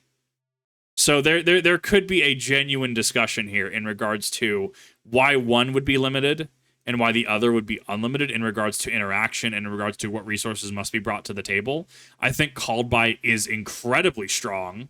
I do think that even at 1, it is a necessary evil for certain instances. Even as much as I hate running it, it just comes down to hating my actions getting interrupted, right? What one of the other people was talking about in here. So that is something that I would like to bring to the table, though. You can also remember, like, you can also cross out going second. That was a whole thing. Oh yeah, like cross out we skill were drain. cross outing skill drain That's insane. against Nice. stun, against the mirror, like cross out summon limit. Like, bro, like Paulo literally won a YCS by going cross out skill drain. Remember? Like, it's just really, that's fine. it's crazy. Like it's a card that it's a side deck card that serves so many purposes. That it can be an MST, like it can turn off your opponent's drain, but then drains live on their turn still. Like, you know what I'm saying? Like the card's really powerful. I think it really does It was deserve also a used hit. as a pseudo engine because if you had wanted in the graveyard, you could banish original and draw 1 card. Like it actually replaces itself in some situations as well. Wow, that's crazy. Yeah. So let's give benefit of the doubt. Let's just axe designators at 1. How do you resolve the hand trap issue? How do you resolve 47 to like 56% of people's decks, pre-sideboard, after sideboard, whatever, just like we're talking 18 to 24 hand traps? How do you address that issue? Are we addressing a symptom or are we addressing the cause? I remember us when we had like cross out oak, we go, cross out Banis Jet, normal oak, you know what I'm saying? Yeah. It's a full combo. That was actually crazy. You know what I'm saying? Oh yeah, you're right. Yeah, you're right. That's crazy. Okay. All right, guys. So that's a little bit of cross out. Next off, oh my, I hate this card. This card. If you play this card in your deck, you're a pussy. Children? Technically, I have it in my side, and you bell. Once it was a deck profile I saw. Someone was quite literally like, I don't like it when they play it. When I play it, it's fine. And I've kind of adopted that mentality. Children is crazy. Okay, what do you guys think about skill drain, bro? Come on. I think it was limited once upon a time, right? I think right now it's fine because it is face up on the field. I think that there's enough that interacts off the field. I think that we do have forms of removal. We have Harpy's Feather Duster in format. We have things like Lightning Storm, even though it's at 2 in format. We have things that can just be brought in to just pop back row. I mean, nobody likes playing under skill drain. Nobody likes, normal Alistair activating effect does not actually get effect. That's actually the one thing in Yu-Gi-Oh! Side tangent that actually doesn't make sense to me from a game design standpoint. This actually becomes relevant, say, if Dante, Traveler of the Burning Abyss, is under skill drain, because of how the deck functions. But anything, any effect, if your effect is negated, you may still attempt to activate it. So why this was a problem, in my opinion, was if, say, my opponent had a skill drain, or say they Dark Ruler no more'd me, and I have Dante, Travel with the Burning Abyss, right? I could still activate effect, detach material as cost, and my effect would be, the effect would be negated, right? So saying that your opponent's effects it's negating all the effects, but still being able to activate, in my opinion, I think that's a little wonky in terms of the game. I think that shouldn't be how that works. But we have plenty of precedent to showcase that is the case. And even on skill drain, right? But their effects can still be activated, which I disagree with inherently. If you're negating an effect, you should be treated as a vanilla for all intents and purposes. But that is for, Konami to decide, and, people who are making rulings, and the rulings clearly show the opposite. I guess more scummy the higher tier your deck is. I'm not saying skill drain's a fair card. I'm saying that skill drain's a power card, right? Like skill drain is an example of an old card that has scaled up and still sees modern metagame usage. I think we have the tools to deal with it if you're playing smart. I mean, yeah, Crossout doesn't need a skill drain. Grats. Their skill drain is taken care of, your skill drain goes off. Cool. Whatever. We have tools to deal with it.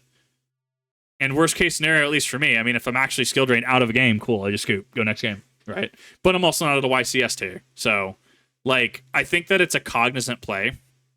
If they ever hit skill drain again, it might go back down to 1. I think I could see an argument for 2, kind of like Lightning Storm. I think it would hit consistency a little bit. I don't ever see it being banned unless they really, really want to get rid of stuff like this. Bro, that card gotta go to 1, bro. Like, I agree. It just has. I mean, I think I know a lot of you guys are probably saying like, "Yo, this list looks so crazy," but it is kind of realistic, right? Like, what has Konami done with the previous floodgates in the previous list? They always to 1. In the previous FNL list, they put a lot of floods to 1. So I think Train will go to 1, like just following the flow of their logic, right? True. And I think they're seeing that skill drain is in everyone's list, bro. And I think the issue with skill drain is this: if they keep printing more decks and more archetypes that can sack cards from the field, like White Woods, right? Snake Eyes. Sure. Like, you're gonna see Like Samsara D Lotus sacrificing as attributing as cost. quickly that Drain is just too powerful of a card. Like, it honestly will start probably seeing main deck gameplay. Yeah, pretty I mean, It already does see main deck gameplay, though. It has always seen main deck gameplay in some capacity. Skill Drain, Vanity's Fiend, Jinzo, Anti-Spell Fragrance. I mean, these are cards that have always floated around the... I mean, technically Spell Canceller too, right? These are cards that have always floated around the fringe, and when they pop up, yeah, they're cards that just say, don't play the game. I mean, but that falls into the same mentality as hand traps, though, right? Like, you have, say, Ghost Reaper and Winter Cherries, right? Say you just want to start ripping cards out of your opponent's extra, right? We have a hand trap for that. Say you just want to stop your opponent's battle phases entirely. We have Battle Fader. We have a hand trap for that. If you want to drop a body and drop a token with big attack, after an attack, we have Gore's Emissary of Darkness. We have a hand trap for that, right? Like, we have... the way that Konami has kind of structured some of how they operate is that they will print cards that do things that may not be relevant in the moment, but eventually they will see usage.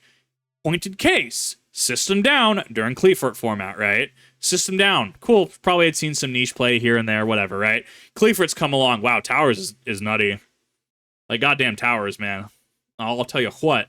Oh, what about this card called System Down? Interesting. You have a tool that you may pull from, to which I'm sure there were people advocating for System Down's banning during Cleefort format, right? Like, the way that Yu-Gi-Oh! Functions and the way that I've had to kind of justify it is we have cards and hand traps and tools for a lot of things. They might not be meta relevant at that time, but eventually they could. Vanity's Emptiness. How did everybody miss Vanity's Emptiness until it finally was like, oh wow, this is a card that was printed in like 5Ds and then it subsequently got banned because everybody started using it, right? Vanity's Emptiness was out for a hot minute before its banning. It was in GOAT format. Solemn Judgment right now is actually a very controversial card right now because the way we use Solemn nowadays versus how we used it back then, it was in the format, but it's seen as retroactive knowledge that we didn't have during GOAT format. So thus, do we ban the card? Do we not ban the card? You know, because we use it in a different way than we did that. We understand the game in a better way and in a different way than we understood back then during when GOAT format was actually the, you know, cutting edge metagame format. So things like, I'm not inherently against things like Jinzo. I'm not inherently against things like Skill Drain. I'm not inherently against things like Anti-Spell Fragrance, right? Like, it means that you have to come with your game plan. And this is why Yu-Gi-Oh! Is 2 of 3, right? If you see your opponent has Skill Drain, maybe you're going to try to fish for your Harpy's Feather Duster. Maybe you're going to run Cross Out. Maybe you're going to run MST, Twin Twister, Galaxy Cyclone, whatever, right? You're going to have a tool to deal with Be honest, like I mean, people already start doing it. Banned, but if we have to be realistic, I'm gonna see Konami putting it Point as to the one. Red But I Lotus, would yeah. love for that card Yeah, to me be too. banned. Me too. I would actually love for this card to be banned as well. To be honest, like we can actually make an argument. So I actually want to bring up, why do we advocate as Yu-Gi-Oh players? Why do we advocate banning things like Skill Drain? But like, nah, we're not gonna talk about Necro Valley. Bro, all those Gravekeeper and Necro Valley players right now are just like, shut up, Kip. Shut up. Don't talk about Necro Valley. You know, a card that's had to be errated, 8 times? About this card being banned, because if you think about it, Whitewoods can play cards like Goods to foolish the skill drain, they can add it back. What's up? I'm telling you the good guys. Wait, what? They can do that? Yeah, I actually invented that. Nesh, thanks for leaking my goo. Wait, what? Wait, hold up. What? What do you do? Yeah, so the Whitewoods deck can activate cards like Foolish Bearer Goods, right? So they can go Foolish Bearer Goods, they can send like Metaphors Fusion or Fusion Substitute to draw a card. Okay. Or if they already have access to their engine, they can go Foolish Bearer Goods to send Skill Drain. They can make the Synchro 8, I forgot the name of her. Diabelle. Her name is Diabelle. And then she can actually add back any spawn trap cards in the graveyard back to the hand. What? When you use her, when you make her with a Synchro tuner monster. So obviously Whitewoods can do We that? should make a point for actually skill drain to be banned. Okay, go ahead. That's the point. Go ahead, what? Sorry. I understood that I'm gonna make a point for Skill Drain to be banned. No, I'm saying reason, like it's reasonably gonna go to 1 because we expect Konami to put it at 1. Yeah. Yeah, it's gonna go to 1, to be honest. Okay, all right. I mean, like, yes, there's like you can do Beatrice, Griffin, set it back, like a bunch of other BS. Dude, Griffin Lock is great. I added Nightmare Griffin to U-Bell and actually cheesed a game against Fiendsmith with that. That was nutty. But I think 1 is fine. I think that's what's realistically gonna happen.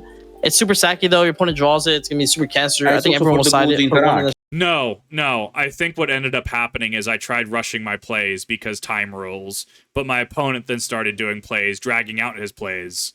And I think they actually got out of Griffin Lock. They also did a play which they wanted to take back, which I allowed them to, but said, look, you did make this play. You should not, you reasonably, you will not take this back again. I think I actually lost that match, which that's more of a community issue, right? This gets into time, as I said earlier. This gets into players that will play into an imperm column and be like, bro, how, like, why? Not maliciously, they're just like frustrated. And it's just like, I don't know. That's actually kind of my big thing about Yu-Gi-Oh!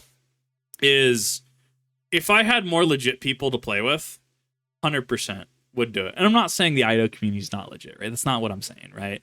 If I had a group of friends, and I can throw decks at people, okay? It is one of those, like, I show up, you're playing Sky Striker today. You're playing Infernoids today. Have fun. You're playing Exodia today. I'll play Brandon today. You can play U-Bell today, right? I can actually quite literally I can supply effectively a 4 or 8 stack in terms of decks. There are varying degrees of meta and not meta, right? But I could do that, right? Show up to tournament, have fun. And that's kind of what L5R was, Legend of the Five Rings. Half of that was just, yes, the card game did exist, right? We got to do things like, okay, cool, I'm going to play Law of Darkness Dojo. Natoshi's Effect, I'm going to go sack my Bosnian Nightmare, dishonor your personality. On this honor loss, we're going to ping Den of Iniquity. On honor loss reaction, Law of Darkness Dojo, you're going to lose another honor, right? Like, you're going to have plays like that and things like that. But the community was also half the fun, right? Where you got into the clans. Like, as a Scorpion clan player, I'm just like, nah, I'm gonna sleaze you out of your province. I'm just gonna dishonor you into the ground. Versus Crane Clan players, just like, I see what you're doing. We're gonna stop for a second. We're gonna have some tea, and you're gonna go home, which they send my personality home, right? Not gonna be relevant to any of you Yu-Gi-Oh players. L5R players out there might know what I'm talking about. Great game, but the community was why I stayed, right? When I go to Yu-Gi-Oh and my interactions are feeling like I have to play fast, but I feel my opponents play slow, but knowing you can't do that, you can't ask them to play faster. Going in, having somebody have to go through their entire Whitewoods combo to be able to be like, well, I just asked them, like, do you have 8K on board? And they're like, I might, and then they have to play through a whole like 5-minute combo, and like, yeah, I do have it. It's like, well, I could have scooped like 5 minutes ago. I could have saved you time, my guy. Or when they play in an imperm column, and it's like, nah, like. I think the solo Yu-Gi-Oh experience at this point is greatly suffering. This is compounded by us having to have the tournament rules errata to have players shower. That it should never happen. That should in any way, shape, or form be okay for somebody to show up without showering. Okay, it's different if you work manual labor, right? So say you're working in construction, say you're working in traffic, right? Whatever. Okay, makes sense. Okay, heat hot. If you show up to a Yu-Gi-Oh tournament, locals, YCS, whatever, and you don't shower, please leave. Do not. I think that should be an automatic DQ if you cannot do basic hygiene. I think that's incredibly fair. And then we get into people eating across from you, people potentially stealing drinks on your, stuff like that. But that's just general card game stuff. That's one of the big ones that gets me is like, it's like almost like reverse 40K. 40K is cost prohibitive to the point that, you know, people who tend to have their life together play 40K, right? Like, oh yeah, I'm making $120,000 as an engineer, right? And then yeah, what do? You play 40K versus Yu-Gi-Oh, which is cost prohibitive to play meta, but then you have accounts of people going to regionals, YCSs and stuff, and just like losing their shit on people because, oh well, I can't believe you played that, which totally falls into the Yu-Gi-Oh archetype player. This is why good players leave the game, is that not so legit people, Clan B as we called them in L5R, Clan B is abetted. They are, you know, oh well, we'll accommodate you. No, shower or get out of the game. Okay, shower or I'm scooping, and I will report you to the to the LGS like owner. Like no, I'm not doing it, bro. I can't do the BO. It's bad. It's actually why I don't play Commander. I've shown up to Commander nights and like. I mean, I show up in, you know, black t-shirt, jeans, whatever. Show up, people are wearing what look like dirty pillowcases for shirts. Definitely sat across from people with BO. Like, we can play a game, but please, for the love of God, like, basic, like, care, basic maintenance. I rant too much about this. But yeah, there's a bunch of interactions that searches it, but I think it's one, to be honest. Okay. I also think it's gonna be one, but like Konami, please, like I would be so happy if you guys like ban it. Like, and that's on his knees right now, I'm saying. Yeah. All right, guys. This card is so L. I hate this card too. Synchro Zone. What do you guys think about this card? I've never seen this actually. Neither player can declare attacks that with synchro monsters. You can only use each of the following effects synchro only once per turn. If a non-tuner synchro monster sent to the graveyard, except in the damage step, you can target one of those monsters special summon. If you do, is treated as a tuner. During your opponent's main phase, you can send this card to the graveyard immediately after this card is synchro summon using monster controls material. I think it does a lot. I think being able to lock your opponent out of the game in this capacity can be seen as a little egregious. But is synchro really that big of it goes back to the Snake Eye Rhoda argument. Are synchros that big enough to require this to be banned, limited, or nerfed? I don't think they are, and I think some top decks could definitely play out of it. I think that synchros could use a boost from this if you're trying to run, you know, synchro Quasar lines and stuff like that.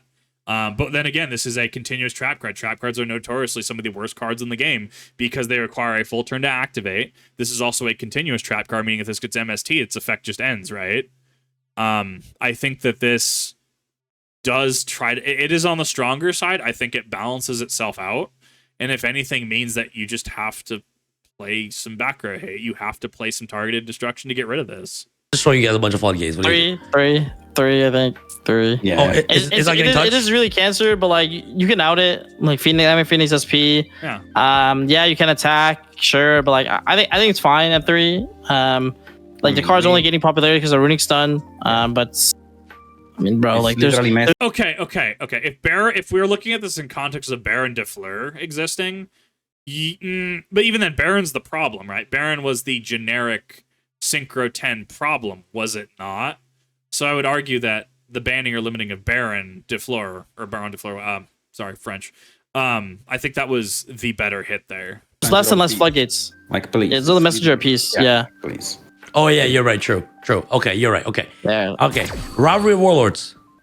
This is another example of old cards that actually still see metagame usage. Each player can only control one type of monster. Send all of their face-up monsters they control to the graveyard. Players can only control warriors. Players can only control dragons. Players can only control XYZ, right? So, I mean, that's going to hurt decks where, say, if you're playing Crystal Beast, right? This hurts Crystal Beasts. Because you got Beast, Winged Beast, there's God, I can't remember all of them. But, like, how they have difference, right? Yeah. I think that this is one of those, like, this has been... It debated back and forth for years. I think it sticks at 3. 1. I think all this floods stay at 1. Oh, just still stay at 1? All the floods rivalry goes in. They're gonna talk about Tikaboo And TCB all at 1. Okay, I don't think anyone can hit to them. I think Konami wants the sack factor for like No band for people. No band. So. What's up? No Joel? bands? Nah, Joel won't get hit. I think it stays at 3. Joel, okay. Joel will stay at 3. Joel. Yeah, Joel I don't see Droll getting hit. Droll's at 3. hasn't been that big of an issue. I think it'll still go to 3. Yeah. Okay. How about D-Shift? Droll historically has seen play during more tier 1, tier 0 formats, right? So I think that's one of those that it resolves itself. No, it's at 3. After what they announced with the Cyber Shifter, Alice in Wonderland, Cyberpunk vibes. Hell no, this card's getting at 3, bro. It says at 3, bro. Wait, I'm why? calling sorry. it a 2. Wait, why? Yeah, you can say that too, bro. Like you can say that too if you want to be edgy, but well, this shit's at 3, fam. Like they're not hitting Shifter. The cyber shit, like skilled, like No. Shifter is good, but like it's whatever. You don't even need Shifter in that deck. No, but they want Shifter in the game, fam. Like Konami loves Shifter in the game because they want people to play decks like Tenpai that can play Shifter. Like, because you got to keep in mind, right? Like Konami made this game so that the skillful player does not always win. That's just how they have to make. Because if the skillful player always wins, then the casual players wouldn't play the game. Yeah, like, you're it'd just right. be so like. You're right. So they want the element. That's why all these floods are at 1. It's like the factor that allows the non-skillful player to beat the skillful player. They need those like sack factors. I would argue that the skillful player does still make mistakes. I think it was the video they were responding to, the prior world champion saying that she's quitting the game, right? And they were talking about how, oh, bro, I misplayed this, right? Like, the unskilled player beating the skilled player comes down to, one, it being a random game, right? Like RNG. You are building a deck of 40 cards. Your initial starting hand will be 5 or 6 if you're going second. So there is that random element. 2, skillful players absolutely still misplay, which does cost them games by their own admission. I think this becomes a couple arguments in a trench coat. I understand what's being said, like, oh, well, this is to aid less skilled players from doing it. But wouldn't you argue as a skilled player, you should be able to see what's coming or have contingencies for that? Like, when I look at my hand, right, we're gonna play Yubel, right? Dark Beckoning Beast, Samsara D Lotus, OG Yubel, Nightmare Throne, and say Ash Blossom, right? Okay, what do I look like? What do I look at my hand? I'm not going to normal summon the Ash Blossom, and I'm expecting them to have an Ash Blossom cross-out designator or something like that. I'm expecting an interruption first thing off the bat. Normal summon Dark Beckoning Beast. Response? Yes, no? Okay, no response. Okay, that's fine. I guess I'll search my Opening the Spirit Gates, play Opening the Spirit Gates. Response? No? I get a second normal summon of the specific Fiend 00, right? So normal summon Samsara D Lotus. Response? Anything? No response. Tribute is cost. Search out Spirit Bell, summon Spirit Bell. Spirit Bell effect activate. Oh, you're an Ash Blossom that. Okay, there's your Ash Blossom for the turn. Cool. At this point, I'm going to go start linking off and doing other lines of play because that play didn't actually come to fruition, right? But you see how I take that and I understand what I have in my hand. I understand if my opponent has... I just assume they have like 1 or 2 Omni Negates at any given time if there's no open information. When they build their turn 1 board, the first thing I ask, how many Omni Negates am I looking at, right? To which they'll be like 1 Omni, 1 Summon Negate, and then 1 Spell Trap Negate, right? Okay, now I know what I'm looking at. Like, I mean, I'm not a skilled player, okay? I don't take first at tournaments, okay? I don't have enough playtime with any of my decks to really use them to great effect. But when that's my thought process, it just becomes information awareness taking it in, right? And I'm sure they're all, any of them would agree with this, right? Like, this is the game that you're playing. You are playing a game with a heavy emphasis on interaction. You have to assume they have Ash Blossom. You have to assume they have Called By. You have to assume they have XYZ. You have to assume they have Designator. And you know what? Sometimes if you get, say, ashed into a Veiler, into a Imperm, into a Called By, just scoop, go next game. Okay? If anything, you'll have more time for that game 3. Shifter is one of them. Like, it is. Like, True. And I don't think they'll hit it. Bro, you can make an argument for 2, but I think it stays at 3. Guys, yo, bro. Great. I went to locals with my Shining Sarcophagus Yugi deck, and I went 4-1 defeated because I drew Shifter every game. Shifter. Nice! Yeah. Yo, that can play Shifter. God, I need to pick it up. Literally. Yeah, Shifter's you're right. crazy. And I was happy that I won my Yugi deck, so. Okay, You're right. I'm not saying to ban or limiting it. I'm saying it too because you hit the consistency of that card, and it actually makes a lot of sense to be semi-limited. Okay, all right. What do you guys think? Yeah, I agree. I Sure. agree. 2's fine. Okay, how about I would like it to be at 2, but I think it stays at 3. But yeah. honestly, Droplet is banned, no? Nah, 3. Whoa. That card is not that. Nah, 3. I mean, you hate getting dropleted, obviously, but I mean, it's one of those that, like, it's fair. It isn't always live. I think it is a balanced power card. That card is not that good. All right, 3. Okay, shouldn't touch it. How about Koikimero Draco? Oh my god, dude. Quakimeras. I remember these were coming out when I was in high school, dude. Like, wow. Each of your end phases, destroy this card unless you send 1 Iron Core from your hand to the graveyard or reveal 1 Dragon Monster in your hand. Neither player can special summon light or dark monster. Neither player can special summon. So, this inherently runs into the issue with Konami where everything is a light or a dark. Like, there are just a disproportionate number of light and dark monsters compared to fire, wind, water, and earth. And you water players out there, you mermail players especially, I see you. I respect you out there with your mermail decks. I don't know how you do it, but you guys keep going. You keep trucking along. I mean, it's 1900 level 4. I feel like there's ways to out it. It doesn't have any form of protection. If they don't have a dragon monster in hand, which reasonably you would have some sort of dragon monster in your hand, or for some reason the Iron Core, you have to build into keeping this around. I think that this stays at 3. I mean, I think we could be making an argument for, well, what about light imprisoning mirror, dark imprisoning mirror, right? Well, if we're just targeting light and darks, I mean, I play Yubel, right? I play a dark focused deck.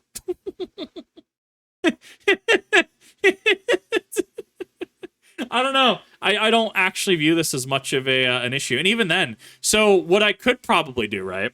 Depending on if it's established board or not, I could see about, it's only special summoning. I could see about trying to last out. Say I have Spirit of Yubel, and then I can maybe get like a normal Grave Squirmer. Maybe I link off into a 2. Maybe I'm able to somehow get a 3, right? I mean, I could go Fireline. I could do Fire Princess, Amber Rose, right? I could do plays like that. It just depends. But even then, that's also contingent on special summoning, time limit, etc. I don't know. I think this is a 3 of. I don't see it getting hit. I think it's an annoyance for players, but it's because the game is primarily focused around light and dark as concepts. Okay, what do you guys Yo, think? who added those cards here? Bro, I'm just putting a bunch. Wait, what? I don't know. I'm just putting random floodgate cards. What do you think? I can tell. Like, you can stay on the last sentence, random. Yeah. No, Drago still says at 3. I think it's like kind of problematic that Seal Summons a Flood, but This would count as a non-engine card in their prior discussion, technically. This does not do anything to their engine. I think it can stay at 3. At 3, Yeah. okay. All right. So I put this probably Barrier? not to. Barrier? What do you guys think about Barrier? Oh my god. You guys go Bro, deeper. if that shit, if they put that Barrier? shit to 1, bro, I'm gonna win a White with Despia, no cap. Dimensional Barrier. That's dimensional barrier, right? I need to remember how it's actually worded. Dimensional... Because I actually really like this as a side piece tech, as a sideboard tech. So it is a trap card. Trap cards do inherently have to be more powerful because they are you do have to wait a turn before being able to actually use their effects.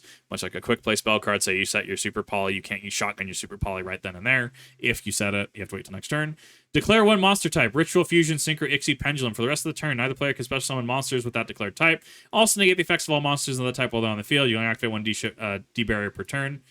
This actually does linger, so that is inherently kind of a problem to some people. It is for the turn, so you do effectively lose that turn. I think my bias is getting in the way. I could see this actually going down to 1 if they wanted to be hyper aggressive about floodgates. I think if they wanted to do that, I think that it's fair in what it hits, though, very specifically, because you must declare a monster type, so Ritual Fusion, Synchro, Ixie, or Pendulum. So what if you're playing Branded, for instance, and they hit Fusion, and you're like, okay, but I'm running Branded Synchro variant. Got him. Right, you could do some kind of like interesting plays like that.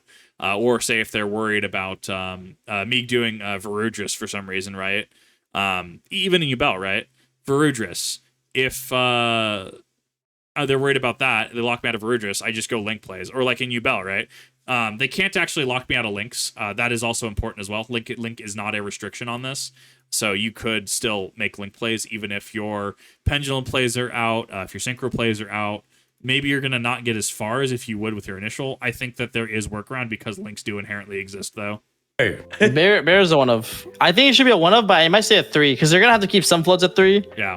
But I think it's fair. I think it should be a 1 of. Like, I think it's a wish list. Probably not, to be honest. A wish list or a 1 of? Nash, what do you think? Like, I think it's a wish list. Yeah. They're not gonna touch it. Okay. they're not going to touch it. Yeah. How about Papipo Lacatito? Come on. Gimmick Puppet Nightmare. This one's been seeing a lot. I actually ran this in Branded for a little bit. The 1 of in the side. You can only special summon this card from your hand by attributing 1 face-up Ixie monster. You can only special summon Gimmick Puppet Nightmare once per turn this way. When you do, you can special summon 1 Gimmick Puppet Nightmare from your hand or graveyard. If this card is special summoned, you cannot special summon any monsters the rest of the turn except Gimmick monsters. So from your hand, attributing... Okay. So once per turn, you can eat an Ixie to summon it. When you do, you can special summon 1 Gimmick Puppet Nightmare from your hand or graveyard. Card is special summoned. You cannot special summon any monsters for the rest of this turn. I guess I'm not following how it's used then. I'm assuming you make it so that your opponent eats the effect. What do you guys think about Puppet? I think that actually, bro, it's funny enough. I actually think they'll ban it as a meme. Like, I actually think they'll ban it and they won't hit Sanctifier. But I could be wrong. It's 50-50. No, bro. It's 50-50. It's the brother. No, it's a meme. Look, bro, I don't think they're gonna hit. I think they're gonna hit Puppet, but not ban Sanctifier. No troll. They literally did that in Master Duel. And by the way, because of you, because it's gonna be your fault, right? It becomes the Rongomient, what is it? The Rongomient Bamboozle and Gossip Shadow interaction where certain things ban Rongomient, other things ban Gossip Shadow. how's it my fault? You literally made the meme, bro. You literally use Sanctifier to summon a puppet on your board and your opponent board. You made that shit.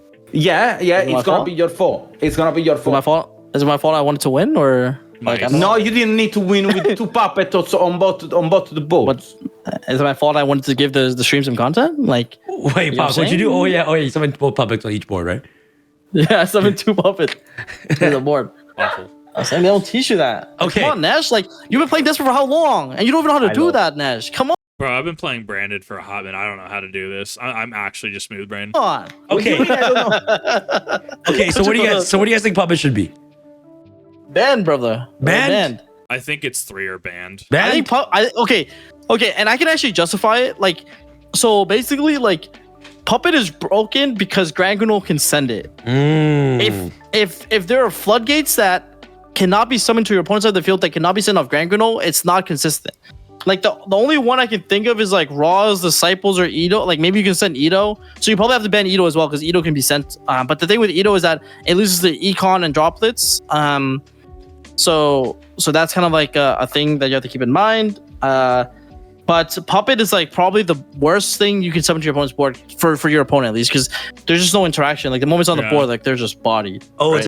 I mean, so the issue becomes, are there ways to stop it before it gets to that point? Are there things that you can hit with hand traps? Are there things that you can Ash Blossom, Veiler, Cross Out Designator, Called By? Are there things that any deck or a lot of decks could reasonably do to stop the lock from happening if you can see it coming, right? It's the Dark Souls boss, right? If you have, I don't know, Artorias, right? And he's trying to do his dash attack and he telegraphs it super hard, right? Are you able to respond to this? Because it's like an It's a afterthought. lingering. An afterthought. Yeah, it's like an afterthought. Yeah, exactly. Okay. Nash. I mean, in my opinion, Puppet is not the problem. What? Yeah, Why? Puppet's definitely not the problem. If you want to do it as a meme, go for it. But like, I disagree. Okay, so Puck, do you think it needs to be banned or no?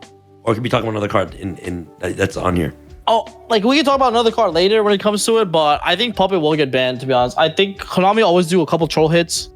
Like they put SP to 1. Like, come on, bro. Like they always do some troll hits. This is an example of a troll hit. Despot isn't tier 1. It's not the best deck. Like they probably want to hit it as a meme. Like it just happens. It's like if they hit Tribe Infecting Virus again, they're gonna do it for the lulz. Like what do you like? You know what I'm saying? Every ban list has a meme. True. Like you know what I'm saying? It always has some shit cards that just get hit for fun. They put Gazelle back to 3. Okay, who cares? Same shit. You know, this is an example of a meme list. You know. Okay. All right. Okay. Pot of Prosperity. I can see a 2. I don't know if they limit it or if they ban it. Like I could see a 2. I think what's on the ban list right now actually? Is Extravagance on the list? I don't actually remember. Engage is at 3, which I was very happy about. Melissa's at 3, which I was very happy about. Lightning Storm. I don't think any of the pots are currently on here. Not that I can think of. Well, Pot of Greed, obviously. That's the gimme though. Like that's never coming back. No way. At all. No, I don't think Extravagance, Duality, Generosity. No, see, here's the meta play, right? They banned Pot of Generosity as a shitpost. That's the one. One in Macedon, one in OCG. What do you guys think about Prosperity? Nash? Oh my God! Please. Nash, do you want My to brother. You want to start I off? agree with OCG. I agree with Master Duel. That card, to be honest, should be banned. But like at 1 is tacky enough to be acceptable. Pac, how about you? Bro, the card says draw 6 cards. Loses, draw 6. Pick a card. Like ban that shit. I mean, probably put it to 1, but that card is broken. It's so broken. It's very good. If you're looking for a way to make your deck more consistent, you could actually do worse than Prosperity. It is a very good option. All right, guys, so that's pretty much it for all the non-engines that we have to talk about today. Let's go on to the next question. As Yu-Gi-Oh! Has evolved, the extra deck has become a cornerstone for most strategies. Okay. What are your thoughts on the powerful staple cards that are likely to be impacted by the upcoming ban list? What changes do you think should be made? I think that we should personally have less generics. This could be the hottest of takes, I know. But things like Lavavel Chain, Honor Arc, Exciton Knight back in, like Duelist Alliance format era, right? I guess Lavavel Chain was before. I think it was banned by the time I got to Duelist Alliance, right? Like, I think being too generic is an issue. It's the Trishula effect, where you have Ice Barrier with a banger boss monster in the Synchro deck or in your extra deck, but they can't use it because everyone else is abusing Trishula or everyone else is abusing Goyo. Sure, you can have have things like Castell, have things like Honor Arc, absolutely. But things like Exciton, things like SP Little Knight, let's wean back on those a little bit. We can go absolutely bonkers if it's thematic, right? So if it was going to be something along, let's say we get a new Yubel fusion, right? And it just says like eat your opponent's model. It's just like Thousand Eyes Restrict on crack, right? Like sure, but make sure that we 1 lock it to Yubel. And 2, we have the understanding that Phantom Yubel cannot be used as a fusion material. Yubel players, I run into this. Remember, Phantom cannot be used as a fusion material. Just PSA. The extra deck has just become, yes, more and more ubiquitous, but I'd argue from inception, that's been kind of a thing, right? For back when it was called the fusion deck, right? Back in old Duel Monsters, right? Back in, OG era. It's just evolved. It is just the bonus resource. Ritual monsters would have done way better if they were in the extra deck, which did separate them from that, and that's why ritual monsters suffered for so many years. And that's why we have some weird, like, cool banger support, like preparation to rites, pre-preparation to rites. We start getting into things like Necros, which was an absolutely dominant deck in its era. So I think that we need to do less generic staple cards. We can have things like Nightmare Phoenix, like powers level, Nightmare Phoenix, Nightmare Unicorn status, right? Maybe shouldn't have things like Nightmare Griffin's a little bit of a weird one. As long as it's locked to some sort of fiend, I guess that's fair, and I guess itself locks it to fiends. Things like Verudris, though, that any level 10s, 2 level 10s can make, I think that inherently becomes a problem. I think generic point at thing, generic dammits, right? I think that they're bad for the game. And they do lead to very strong staples, which can also drive up prices as well. I think that it's an issue, but even then, people are going to counter that argument saying, well, I think like Saryuja Skuldred is completely fine. They think that SP Little Knight's completely fine. They think that things like Chimera, right, the super poly target, the big Chimera, yeah, they think things like that are good. And that's completely fair. I think that that's going to possibly be where my issue lies, is the fact that there's so much that is generic, and some of that generic stuff is just unobtainable to a lot of players. Am I saying that everything needs to be cheap? No. Am I saying that we need to not have meta? No. And that's why we have like cards like Garbage Lord that exist, right? Some cards just need to be bad. Some cards just need to be better. Some players don't want to play competitive. They just want to play casual. So they're going to pick up something that's like obviously and arguably mediocre from a set. Just like, I'm going to run with this. That's a completely valid way to play. You need bad cards to differentiate from the good cards, right? Like, I'm not opposed to a metagame.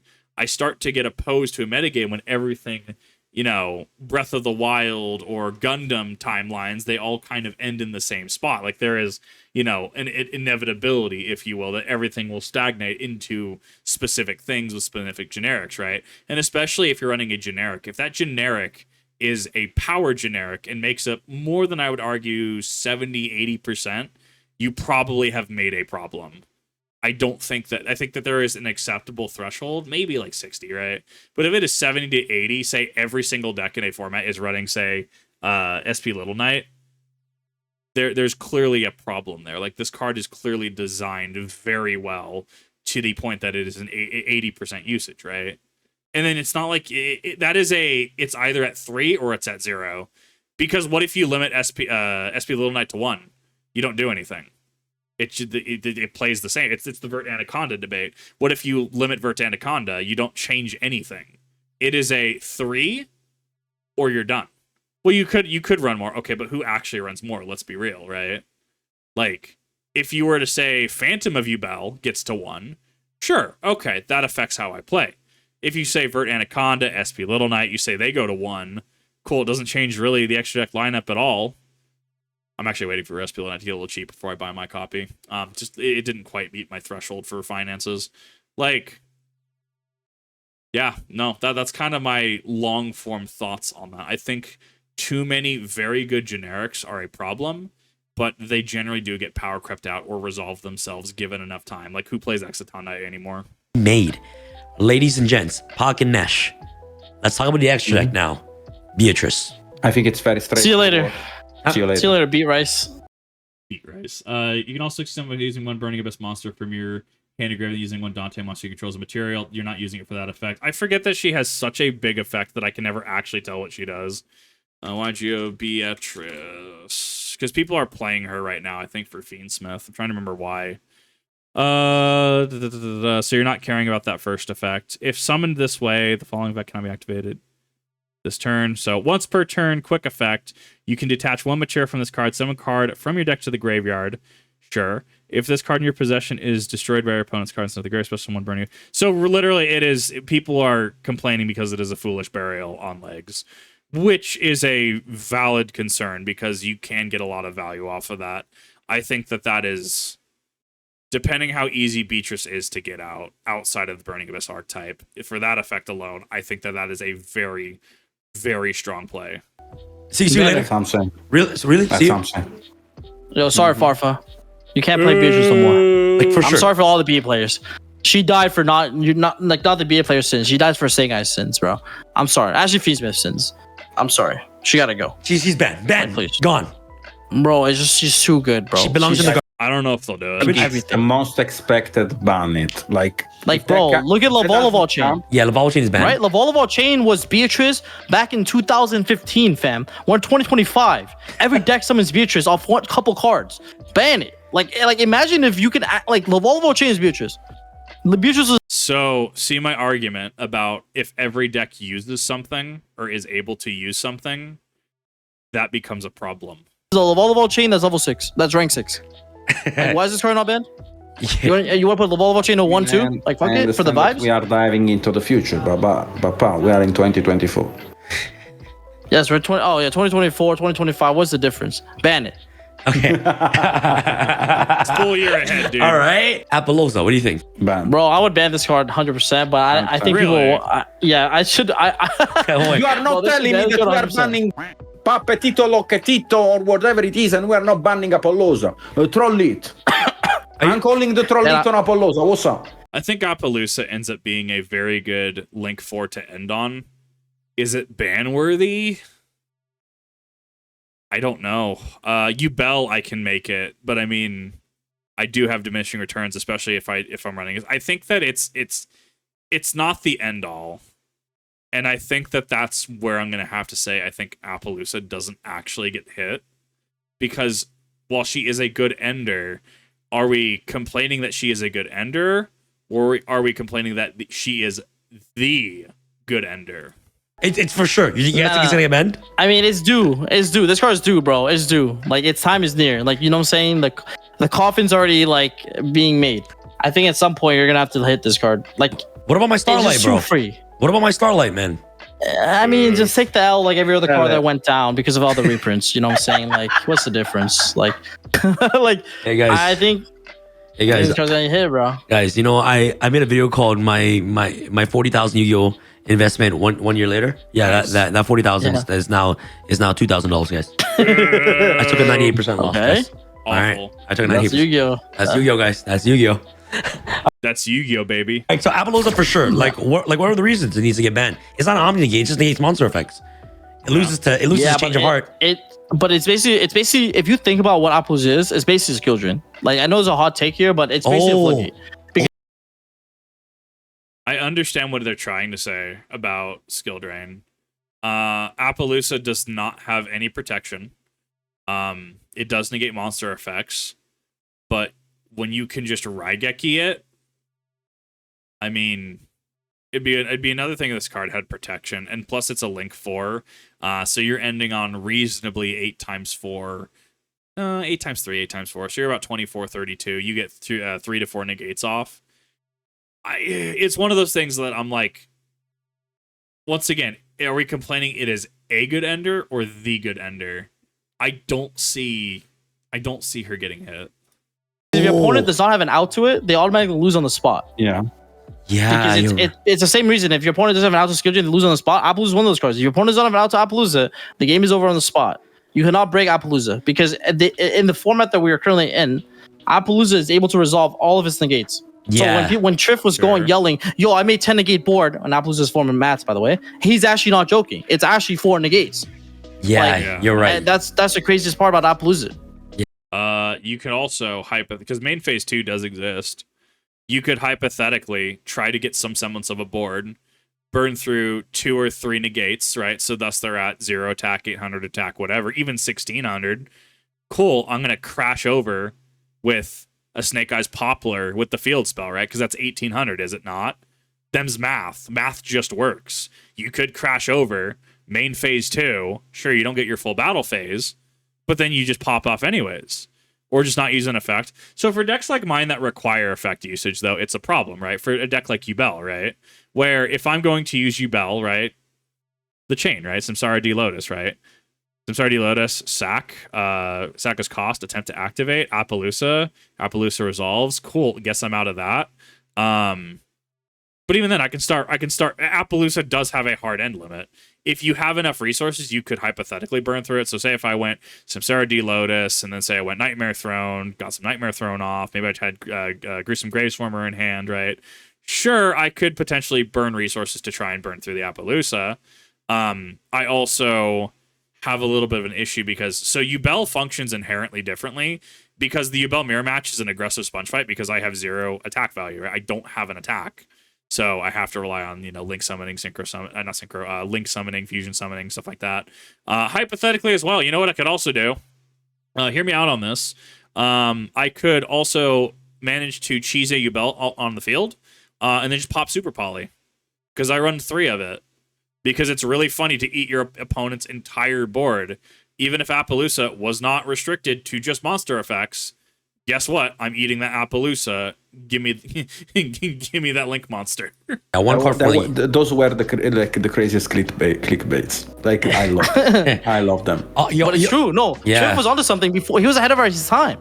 He was actually he was ahead of his time, bro. You're right. Yeah, this is insane. Yeah. You think about it now, Appaloosa is a skill drain. And honestly, guys, as an avid Yubel player, you can no longer summon SP run over Appaloosa, right? Yeah, you can't. There's no such thing. Because of Nightmare Pain.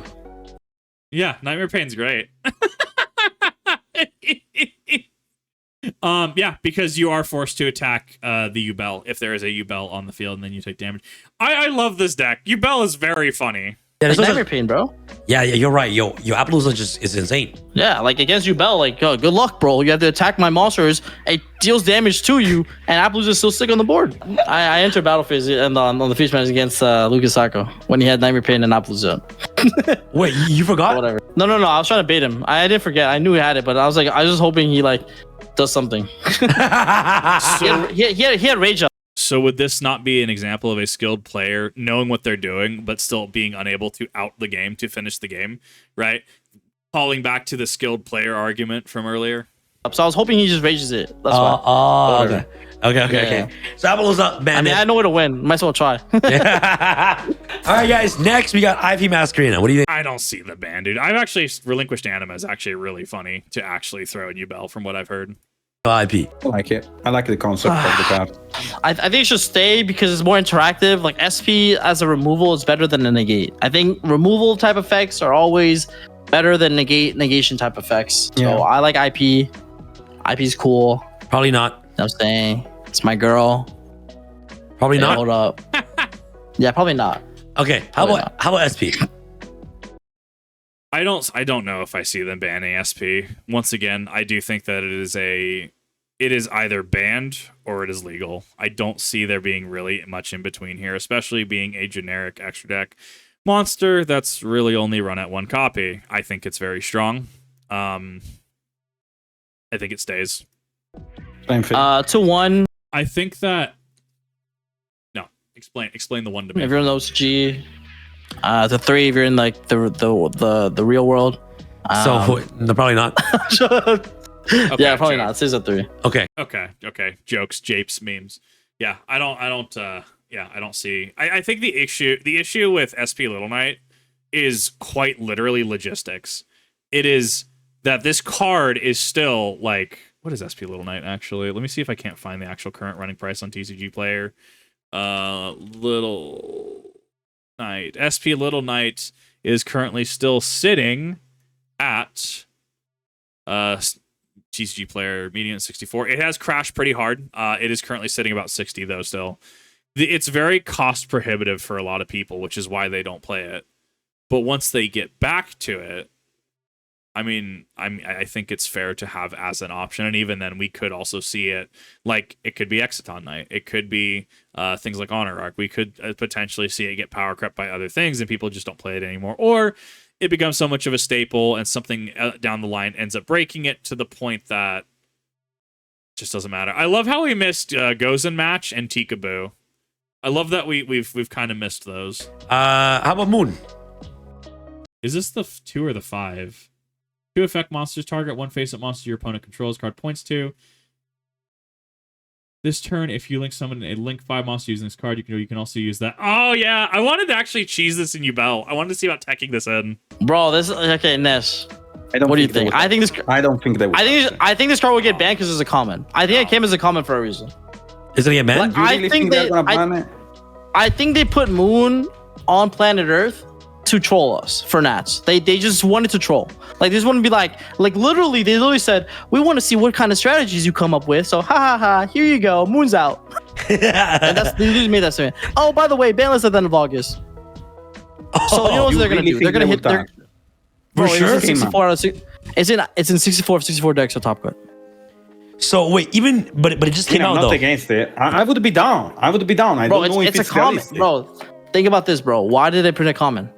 Why did they print it common? It's the commons are like, you know, the hits, bro. Look at for example, Super Heavy Samurai. What they hit. The Brother, commons. I don't want to talk about it. Like my ass still hurts like till today. Yeah, they came up with those combos, Nash, and Konami said, "Dude, gone, GG." Yo, you're not trolling my ass right now. I spent 1 month. Okay. Yes, On the Nash, combos. you made a spreadsheet to get nuked in the ban list. All it takes is one click of a button. So guys, Banned. even though PAK, so even though how new this card is, you guys think that she'll get banned like right now? I can see. Konami generally doesn't do that unless it's very. I'd have to actually have somebody cite a case where a new card, new/newish, has actually been banned inside of a like one ban list cycle. I don't think it would happen. They might down the line, depending what degenerative strategies may pop up. But I don't really know if she'd be hit. I can see it. I can actually see it. I can see it because, bro, you don't hurt people. Like, people will still buy Fiendsmith. They'll throw Fiendsmith in every deck. Like, I would not touch Fiendsmith at all. I'm just saying, hit the card that makes Fiendsmith searchable. I agree. Like Fiendsmith will still be played. Like, bro, 3 Fiendsmith, 1 Requiem, but like Disare, like keep all that shit. Sequentia, keep it, bro. But Moon, have you read that card?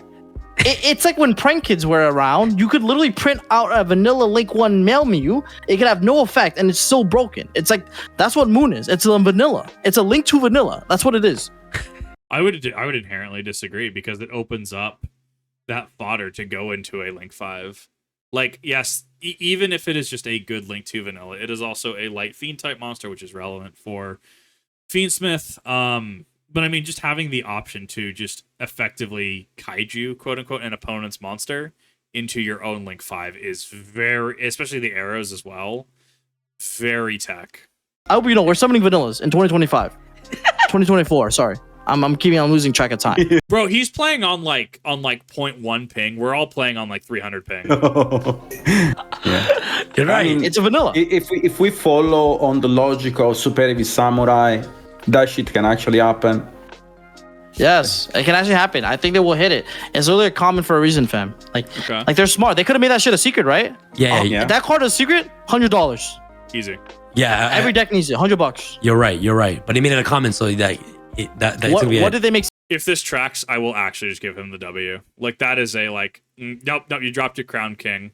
If that actually tracks, nah, respect. Secret Requiem. You see that? Fiendsmith Arch. I'm telling you, bro. Oh, bro, I'm you work actually for in the Konami? space, bro. You know what I'm saying? You work Not for Konami? Brother, is there anything Yeah. you want to tell us, bro? Is there anything you want to tell us, PAK? Bro, Are I'm you just sure? telling you, bro. Look. All I'm saying is I got sources I can't say. I work in places I can't name. You know what I'm saying? Like, Okay, guys, next card, Caesar. What do you guys think about Caesar? say, I don't care. I forget he exists, dude. I keep forgetting he exists. When a spell trap card or monster effect is activated that includes the effect that special summons a monster, quick effect, you can detach one material from this card and negate the activation. If you do, destroy that card and you can make one other DD monster you control with the card gain 1800 attack to the end of the turn. If this card is sent from the field to the graveyard, add 1 dark contract from your deck to your hand. So, okay, if I try to shotgun branded fusion, he will just actually stop it, stuff like that. Yeah. I don't care. Yeah. Okay, all right. Whatever. He's good. Phantom Yubel. Yo, this card's insane. I though. tested the This is actually the card that if this gets hit will actually really hurt Yubel in my opinion. But the problem is that a micro Yubel engine will actually perform and be able to just knock out Phantom. Like, it is not hard to just absolutely crap out Phantom. I have gone through 3 Phantoms in a single game because yes, I am the one single person that will actually run 3. because I like running 3. I'd be running 3 Loving Defender forever if I could find extra deck space. My extra deck is so like, it's oh god, man. Phantom's really good. Once again, if you are playing Yubel or if you're facing Yubel, Phantom of Yubel cannot be used as a fusion material. This is important. If you think they're bluffing with a Super Poly and all they have on the board is a Phantom, just do it. Phantom's great. Dude, Phantom's so good, though. It's like, it actually, like, it's great. I'm loving that Yubel is any semblance of meta. I'm absolutely enjoying it. Too soon. Too soon. It is too I soon. tested the deck a 3. lot. I think that there is a world in which we could semi-limit the card. And you say, because it makes sense to semi-limit it. I don't think it does anything, though. I think it's a 3 or 1. I don't think they do it as a 2. Because people are generally running it at 2 anyways. The people that run it at 3 are like me, that are odd, that want to run that 3rd. And there's many deck profiles that go over why they don't run 2, whether it's extra deck space, whether they've never needed it, whether they can shuffle it back with, say, there's a card that I can't remember what Yubel card does it, but it actually shuffles one back in. Like, you can recur it a little bit. Like, I don't think that Phantom sees a 2. It might see a 1 if for some reason it is absolutely abused outside of Yubel. Bro, You trolling? No, every deck plays 2, bro. The deck actually needs 3. No, it doesn't, bro. It doesn't need 3. does. See, bro, dude's like deck needs 3. No, it doesn't. It needs 2. See, this is the argument you get into, right? Yubel, it's the what is it? The Giga Chad meme, right? The dude just walking by. Yubel decks need 2 Spirit of you or Phantom of Yubel. The Giga Chad dude. Yubel decks need 3 Phantom of Yubel. That's the meme. People play 2 right now. Yeah, I know. Nash, are you, And it's wrong. You should play 3. Exactly. I Yes, play but it 3. doesn't matter if it's wrong. I play 3, but everybody plays It 2. doesn't matter. It's wrong. And if you play 2 Gravescormer, you're also just wrong. Except if you play 2 Gravescormer, like we said earlier, you are running something very specific. You know what you're losing. Yeah, but it doesn't matter because if they see everyone playing 2, why would they semi-limit it to 2? Yeah, Nash, are you crazy? Bro, they're not gonna touch it, fam. It's too new, bro. It's a QCR. God damn, Nash. It's too new. Yeah, Nash, it's too new, man. For now, should have hit it for now, but in the future, you might see a limit on this card. In the future, it might see a limit because something else abuses it, or the Yubel engine becomes compact enough that the 1 or 2 Phantoms makes its way into other decks and it's seeing absolute usage everywhere. Guys, just be on the lookout. All right. Okay, next we got Albion. What do you think about Albion? I forget that Sanctifier exists. I think I run my 1 of. Fallen of Abaz, 1 life spellcast monster, cannot be used as a fusion material. Your opponent cannot target this card with why are there so... Is this the AI thing that makes cards easier to read, where it bolds certain letters?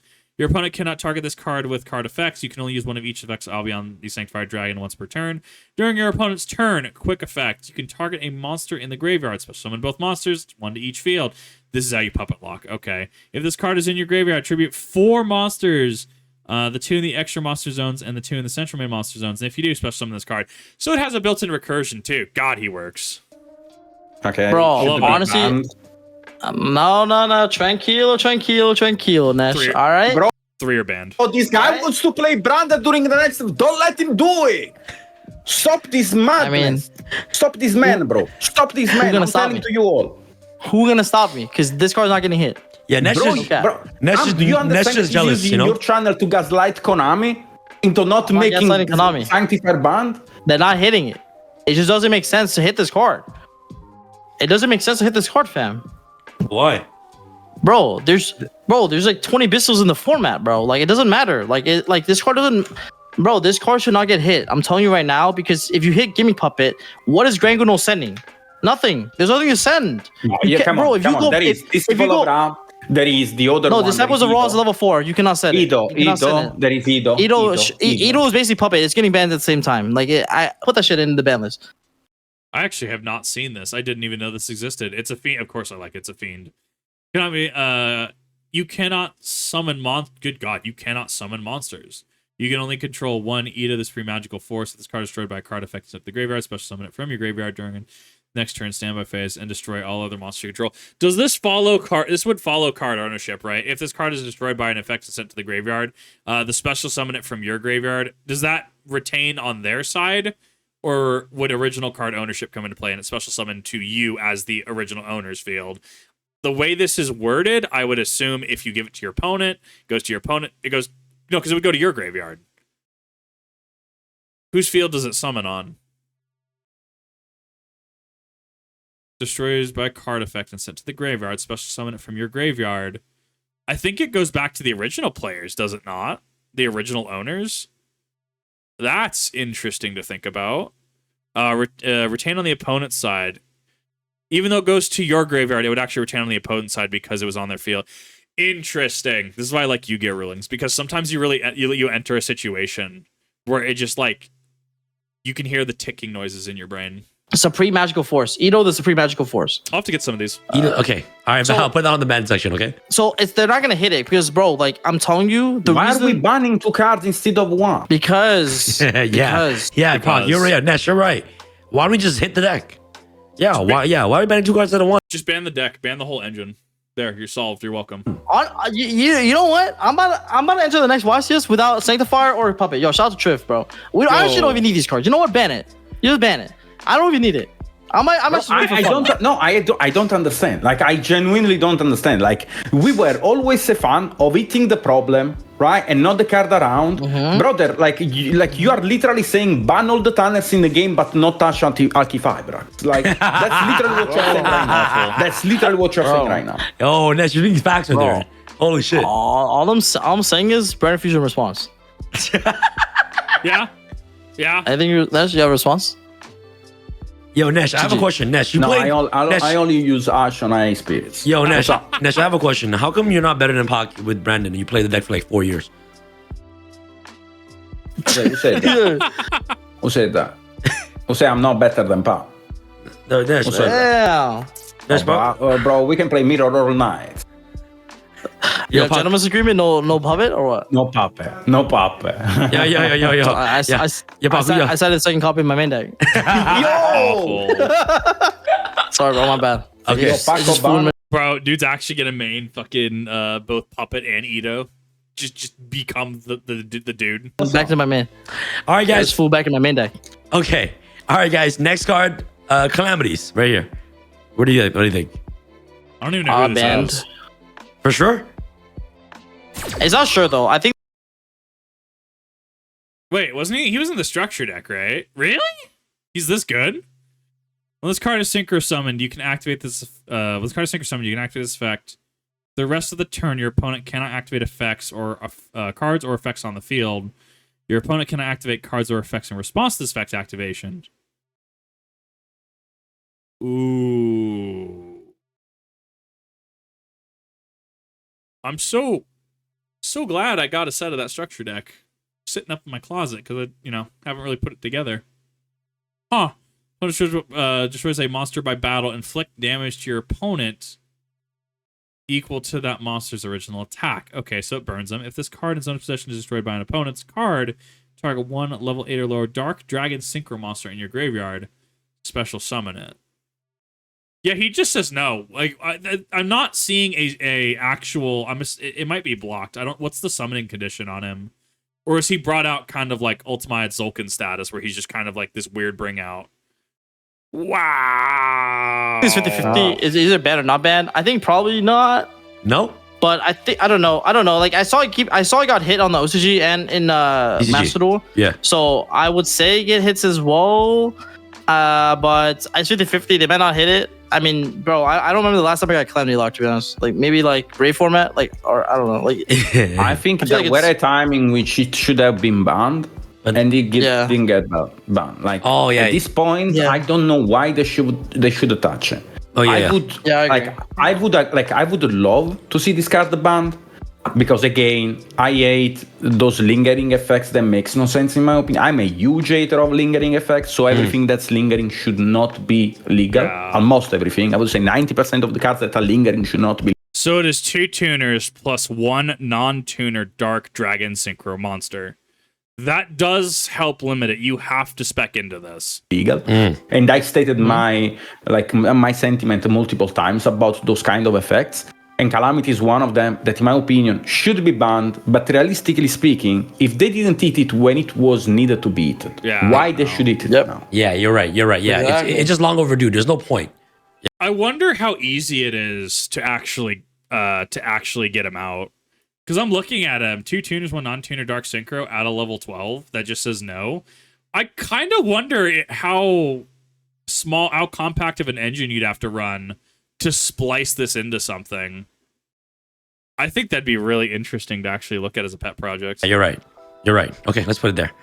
All right, guys. So this concludes for the extra deck segment for today's video. Let's move on to the last and final question that I want to ask for you guys. So with the release of the new Fiendsmith cards, they've quickly proven to be one of the strongest engines in Yu-Gi-Oh! How should we address this deck? Do you think it's too early to consider these hits, or should it be checked on this upcoming ban list? I think it is too new. I don't think we will actually be able to see the full extent of how Fiendsmith will affect the game until more of the Fiendsmith support actually comes to see how the deck functions. I think that even right now, being as powerful as it is, because I mean, I can play around it. Like, there's ways that I can. It's annoying. Like, you have like, stopping things. The where it resolves. It's all interesting. I think that if this is the benchmark going forward, I think that this is a problem. I think that I'm fine with engines that require pieces to work. If we look at the Yubel engine, right, it is a very streamlined engine. You have 3 Nightmare Throne, you have 3 Spirit of Yubel, you have 3 Grave Squirmer, you have 3 Samsara D Lotus, you have your Yubel lines, whatever you're gonna run. I run 1 OG, 1 Terra Incarnate. I don't run Ultimate Nightmare. I just don't. But like, it's an engine, right? I have to rely on things, and it gives me options. Having effectively the work of an entire engine just in Engraver is kind of wild to me. And if we are going to continue on a line goes up power creep like this, because power creep exists, right? I mean, look at some of the Red Dragon Archfiend cards from Inception to what they are now. Look at Red Dragon Archfiend versus Scarlet Red Dragon Archfiend, right? Like, power creep is a thing. That's fine. I'm not arguing against power creep. That's what makes games more interesting. When we have just a single card that can really just wombo combo into multiple lines by itself, we might have an inherent design issue. And I especially if it is considered one of the strongest engines in the entirety of this game's history, that's a problem. And I think that needs to get checked. Or they can go the complete other route where Engraver is the good card, right? It is and everything else is just supplemental mediocre, right? So it's like, it's not like you have Ash and Poplar, right? It's like you have Engraver and everything else is kind of just like, well, I have this, I can get this, but it's not as strong as Engraver. Thereby balancing an engine around just Engraver, making Engraver an excellent target for crossout designator. I do think it is early to consider hits. I don't think Konami will hit it. I think that they have enough riding on this. It is also a chase spot in the most recent set as of this. I just think that we are really in for a rude awakening if the Engraver power level is the benchmark continuing forward. Fiendsmith to stay, like I said, I like it as an engine supplement, and I think it's interesting to have it, especially if Beatrice Beatrice gets banned. The card's really cool, offers some really nice recursion, some grind games I think can be had with this card in the format. I think this card should stay. I think that you're not gonna really hit it yet. And by the way, I just think that it's just too new. Like, it's way too new. I want to see what people do with it. True, and then so right now we're talking about the Fiendsmith engine in total, right? Yes, Fiendsmith in general, or Fiendsmith as a deck. Okay, I don't think they are gonna touch Fiendsmith, and I share the same sentiment as PAK, but I would love to throw up I would love to throw a question to you guys. Yes. Right? For this question, Fiendsmith Engraver very specifically is a level 6 light fiend type monster, 1800 attack, 2400 defense. You can discard this card as cost, add 1 Fiendsmith spell trap from your deck to your hand. You can target 1 Fiendsmith equipped card you control, and 1 monster on the field, send them to the graveyard. If this card is in your graveyard, shuffle 1 other light fiend monster from your graveyard into the deck/extra deck. Special summon this card, only use the fact that It is once per turn, but it gives you an insane amount of recursion. And it also allows you to shuffle things back in. Like, at face value, I look at this and go, this is okay. I think what it combos into, though, and everything else around it. If this was, say, like, I don't know, the Cosmo tin can of it, right? Where it's like, you want the tin can. Okay, you want Cosmo tin can. Or if this was like the Sky Striker Ray, but like everything else was like Sky Striker Rose status, everything else was like Strawman status, right? Cosmo Strawman. Yeah, one of those things that it's just like, whatever. I don't care. It's a thing. It exists. This is sure strong engine.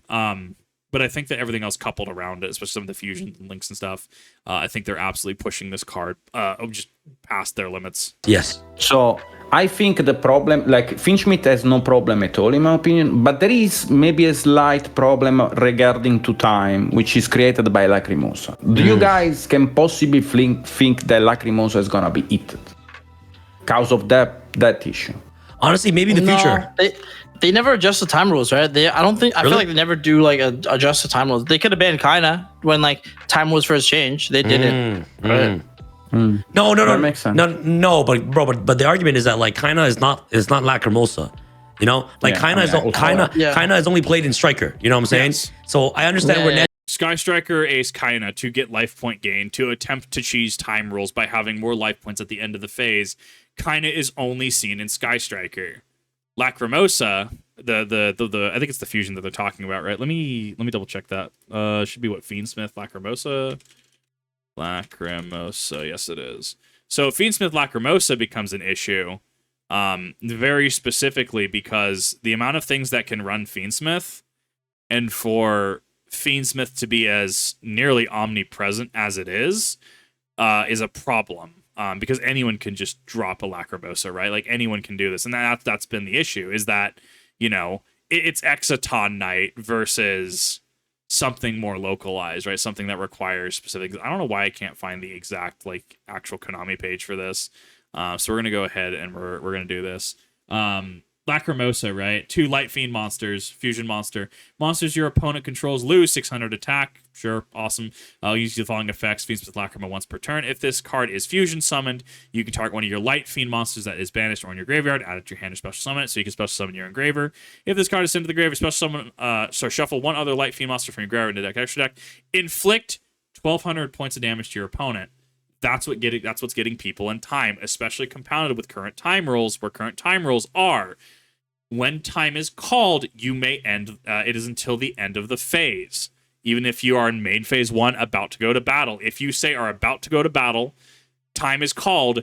If you end main phase 1, you're done. Which your main phase 1 can take the next 5 to 10 minutes, or you can just end it right there. I disagree heavily with modern time rules. I disagree so much, especially with how much you have to set up. I'm fine setting up a board. I'm fine with my opponent trying to set up a board, but it takes time to do that, right? Think like a Yubel mirror match, right? Yubel mirror match, in my opinion, will always go to time, right? I love Yubel's mirror. I've done one Yubel mirror. It was an aggressive sponge fight, and I got a headache from how much like we were laughing. It is silly what happens in the Yubel mirror.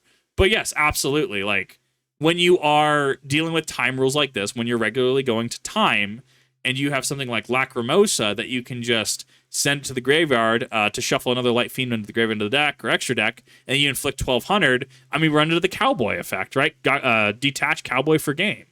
So I think that in a vacuum, you look at this and you're like, okay, it's 1,200 damage, right? When you look at it with all the pieces coming together, where a lot of decks, if not any deck, can just run this if they have access to Engraver's Line, right? It's omnipresent. You have current time rules that are coming into play here. I think that instead of a single issue or a couple things feeding into each other, it ends up being an issue buried under several other lines of logic and issues that are currentely going on. It's just coming from where it's like, for example, Why aren't they going to ban Dogwood? Dogwood's probably going to get banned because it has to be either main decked or side deck. It needs to be a choice, right?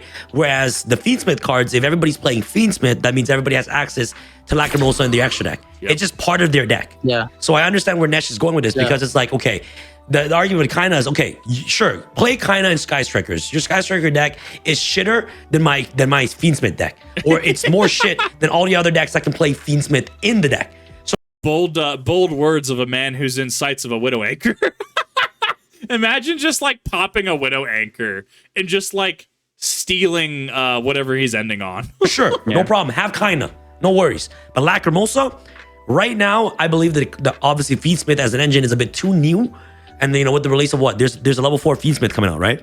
Yeah. In Rage of the Abyss, like they're making new water cards, new Rage of the Abyss cards. All these new cards are just coming out. So it doesn't make sense to hit the Fiendsmith engine as a whole right now. I can definitely see it get hit in the future, Nesh. So that's a really great question. I think if they don't adjust the time rules and Konami sees that, oh, so many people are just winning in time with Lacrimosa. Good God. He's talking about what I just talked about. Wow, it's almost like Kip can look at, I'm not professional by any means, okay? Sam, everyone else here has infinitely more experience than I do. And I'm looking at them and I'm taking what they're saying and I'm like, okay, no, this makes sense. And I respect what they're saying. When I, as someone who casually plays, am assessing this, right? I'm assessing this and I'm coming to the same conclusion. This is a problem. Konami really needs to look at their time rules. Now, then maybe they should address it. But right now, I think the card is fine. Because, for example, you have the same Lacrimosa in your extra deck. I have the same Lacrimosa in my extra deck, right? So everybody has the same level playing field. Yeah. You know what I'm saying? You know, so like if you want to compete on the top level, you have to play Fiendsmith in your deck. And when you have Fiendsmith in your deck, you do have access to that time type card, which is Lacrimosa. Right now, I don't think so. I don't think it's gonna get hit. No. I agree, it's not gonna get hit, but it's just food for thought. You feel me? Yeah. In a 4-round tournament where I got the 4th round as a bye and I just walked out, 3 rounds took about 3-ish hours. That's the thing with pause champ. I'm so sorry, Sam. The way that Yu-Gi-Oh is currently operating on a competitive level, we are running into issues with time. The game itself is aiding and abetting longer turns and longer lines of play to set up boards. I'm not inherently against this, okay? Don't we do these things in RTS games, that kind of thing? The issue comes is that we are expected to do more on less time. And that's going to be a pain point, leading to Lacrimosa being able to be a card widely used that I need to just ping enough for game. Oh, we're in time, in main phase. And that's the thing. Even if you keep time rules the same, like how do you change it to be fair, right? I don't think it's necessarily fair if you're in main 1 to play out an entire main 1, get to Lacrimosa. Time is called. That should be everybody stops playing. We're going to assess the results then and there, and if it's a draw, it's a draw, right?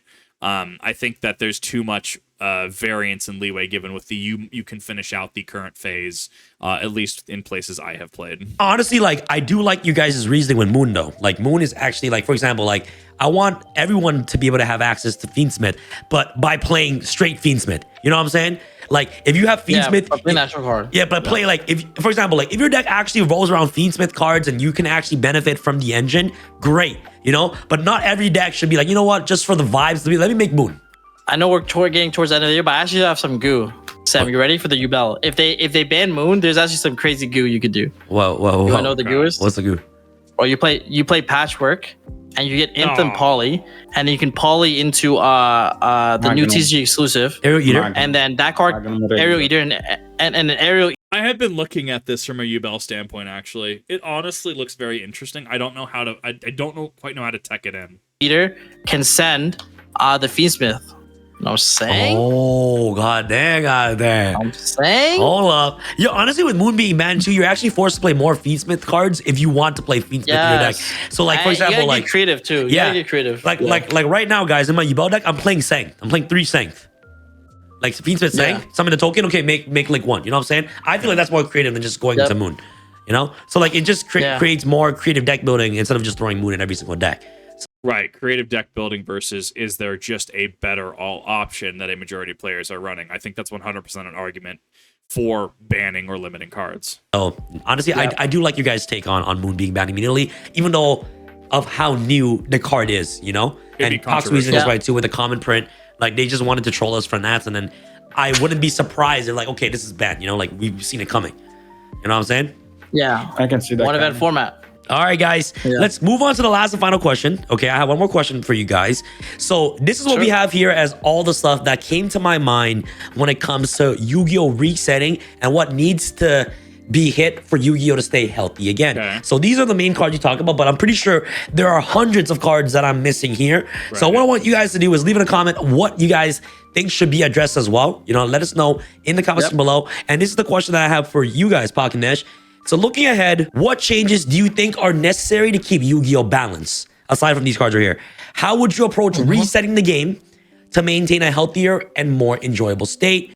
So, interrupting, right? Chainlink 2, interrupting Sam here. One, the most obvious, which Konami will never go with, Konami will have to introduce a rotation. I do not see them ever doing that. Or they may kind of like do like a new card game, old card game, right? That kind of thing where, say, Raging Abyss comes out, and then after Raging Abyss, we will be starting brand new, fresh after that. I do play Yu-Gi-Oh! A lot because everything is generally perma-legal unless it hits a ban list. That is, I think, a lot of people's reason for playing. That is the most obvious hammer stroke, broad stroke way to fix that, which I don't think they will ever do. I think that Konami being able to listen to top player feedback, to be willing to look at certain things, to communicate with the fan base, like the Helldivers effect, right? When, you know, Helldivers devs talking to the community about like, oh, this is happening, this is what we're thinking, right? Because everybody loves communication, everybody loves open communication. Have some kind of, you know, community manager, someone like that can talk to people like Sam, that can talk to top players, right? That can talk to top YouTubers, right?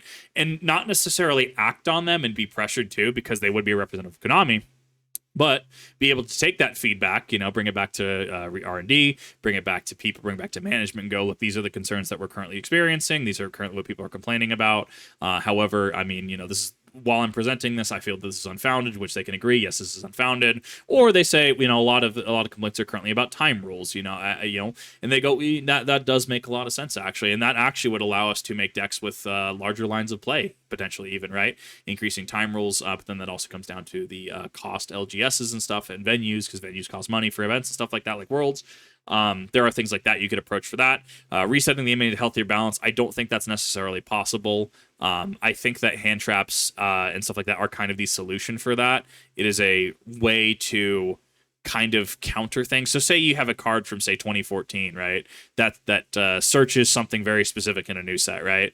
Well, okay, Ash Blossom exists. I don't care what you're playing. I don't care what the card is. It's there. So you can see that the hand trap mentality in itself, at its core, isn't necessarily flawed. It's working off of an existing concept, Karibo in base dual monsters, right? And it's been evolved into things like Ash Blossom, Effect Failure, Battle Fader, New Maxi, right? Those kind of things. I think that making them hit certain things, kind of like Ash Blossom hits something different than Ghost Reaper, hits something different than like Spooky Dogwood, right? Droll and Lockbird does a different thing than Ash Blossom does, right? So I think having these kinds of cards that hit things in broad strokes is the right decision.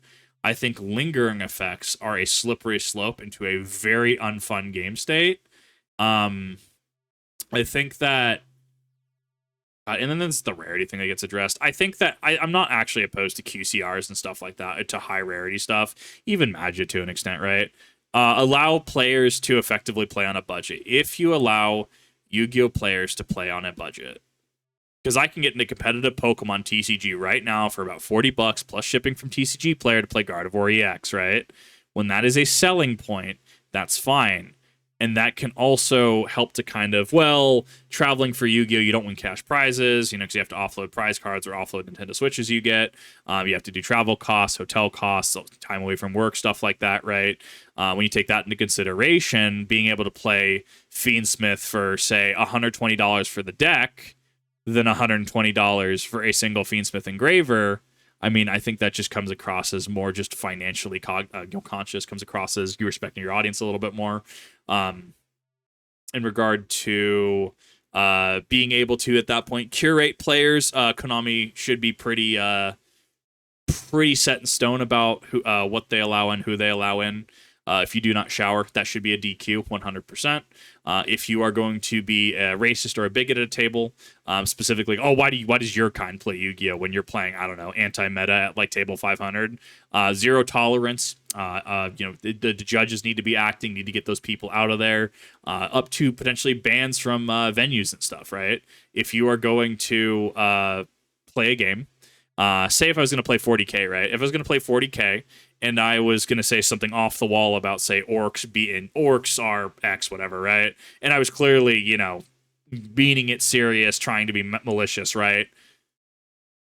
Just they're gonna kick me out. They're not gonna want to play with me, and I think that's completely fair. Like, Yu-Gi-Oh is not 40K. You don't have that same demographic. You don't have that same interest. You don't have that same kind of player. And the other thing as well, didn't Konami I think this was more of a European change right now, for actual bigger events, they've made it so that customs playmats and sleeves cannot be used. Do you know what that tells me? It means that the people using funny, etchy, dark magician girl playmats and funny sleeves are showing up to game shops. And I've said multiple times in other reactions, that is unacceptable, because, yes, we might all have a funny Asuna Sword Art Online playmat. We might all have a funny Liliana Vess and Chandra Nalar playmat, right? We all might have funny Uwu playmats, okay? Do not show up to a venue where there are kids with funny Uwu playmat, okay? That's not funny. It's not a statement. You're not being cute. You're being weird, okay? Sure, if you go over homebrew at somebody's house, maybe play a cube, you're playing competitive, you get a buddy's house. Sure, I don't care. Have your Badonka Donka Uwu playmat. I don't care. When you are around minors, kids, people under the age of 18, that stays arguably not even in the bag. That stays at home. Like, I think Konami could actually probably address a lot of these concerns by making the game more accessible and trying to oust people and to just drop them, right, for just infractions like that. Because if you have somebody that, say, doesn't shower, he's eating, a Subway sandwich over your cards, right, not necessarily the best look for the game. But if you have anybody that can realistically get into the game, say the entire meta Fiendsmith deck Fiendsmith Yubel is like $120, right? Very approachable to a lot more people. You're able to get a lot more people in the game, and that way, if somebody does show up with a H18 plus playmat, right, to an event, you just kick them out. You say, you're not welcome back here. Do not show back up here. And you're done. Somebody doesn't shower and is clearly, for 3 tables around them, just emanating this odor. Kick them out. Don't do it. Like, I think that some of this comes down to the game, but I think the other part of this comes down to a community issue. And we do need to be having discussions. We need to be having discussions about time. We need to have discussions about tournament etiquette, especially what classifies as slow play and expectations of players like me to feel like I have to play as fast as I can to give my opponent the most amount of time, right? I think we need to have discussions like this. I think we need to have discussions about self-policing, especially in regards to infinite impermanence and stuff like that, right? Hey, you dropped in the middle column. What do you mean? Really, you're going to do me like that, right? I think half of it is a community issue. And there are many great players in this game, right? I watch and react to TGS Anime, watch and react to the Dual Logs, right? Excellent people. Right, Sam, the other two on this, excellent video that I'm watching right now. Excellent video that I've ruined by reacting to it, right? Don't get me wrong. But this just brings to the point that you can only fix a game so much if the community is suffering or you're hemorrhaging community, because then you run into a situation like Destiny where they have to keep, Destiny 2 has to keep tweaking MMR.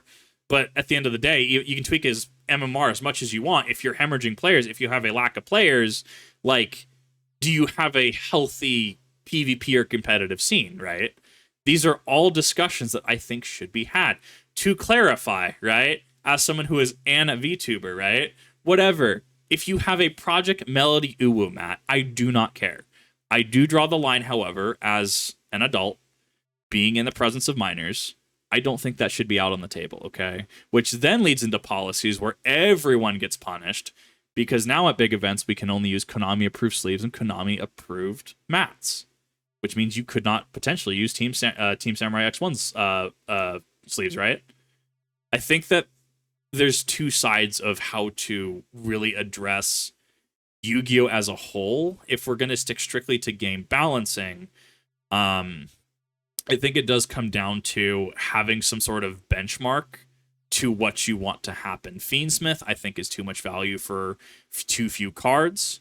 So where is that balance there? Konami would have to find the balance to understand what feedback is relevant, what feedback is BS, and they'd have to go from there. At least that's the way I look at this. You know, what other cards do you think that is missing on this ban list need to be addressed?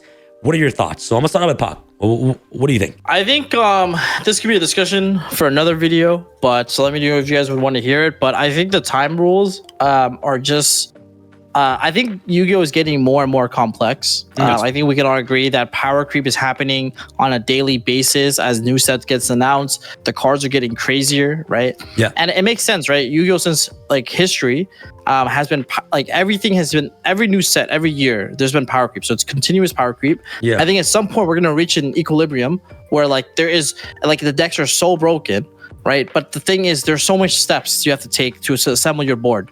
Why was Dogwood not played in cash format? Because the cash combo took like literally 3 steps, right?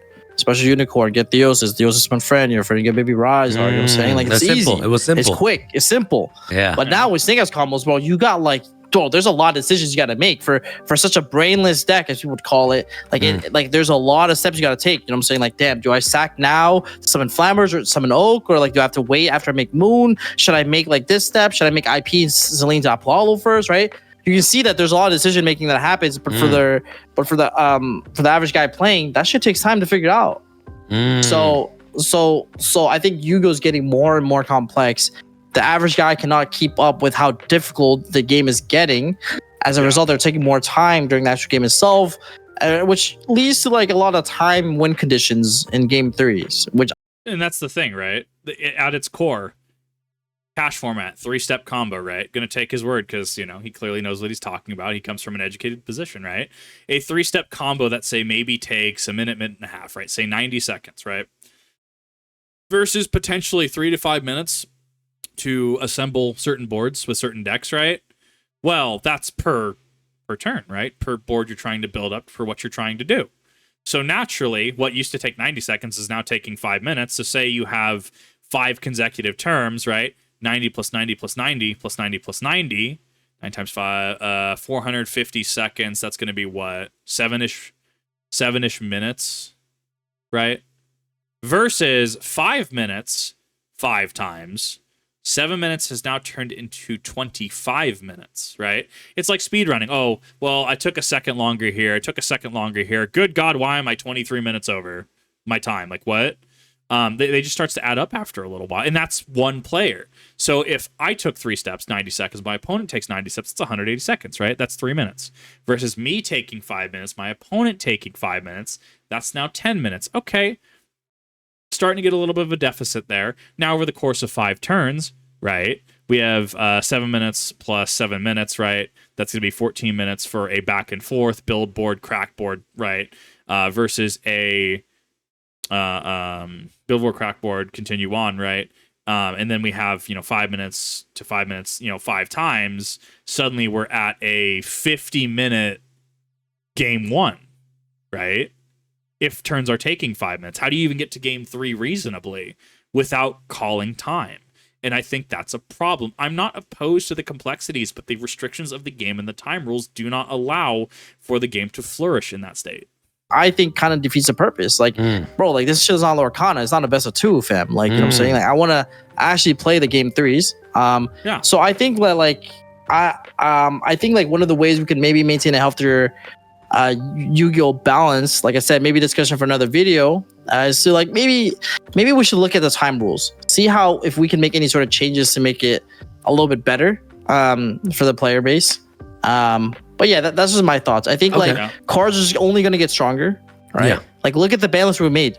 Look how many cards we have to hit. Yeah, exactly. How many cards we have to limit. Yeah, you're right. You're right. It's getting crazy. So PAK thinks that, to keep it healthier, a game state and when it comes to Yu-Gi-Oh resetting, we need to revisit the time rules again. So that'll be another topic for another video, for another tech talk. Nesh, anything that you want to input? And I'm sorry for interrupting you earlier on in the video. So okay, now we can talk about DDG. Nesh, what do we call DDG? Different dimension ground.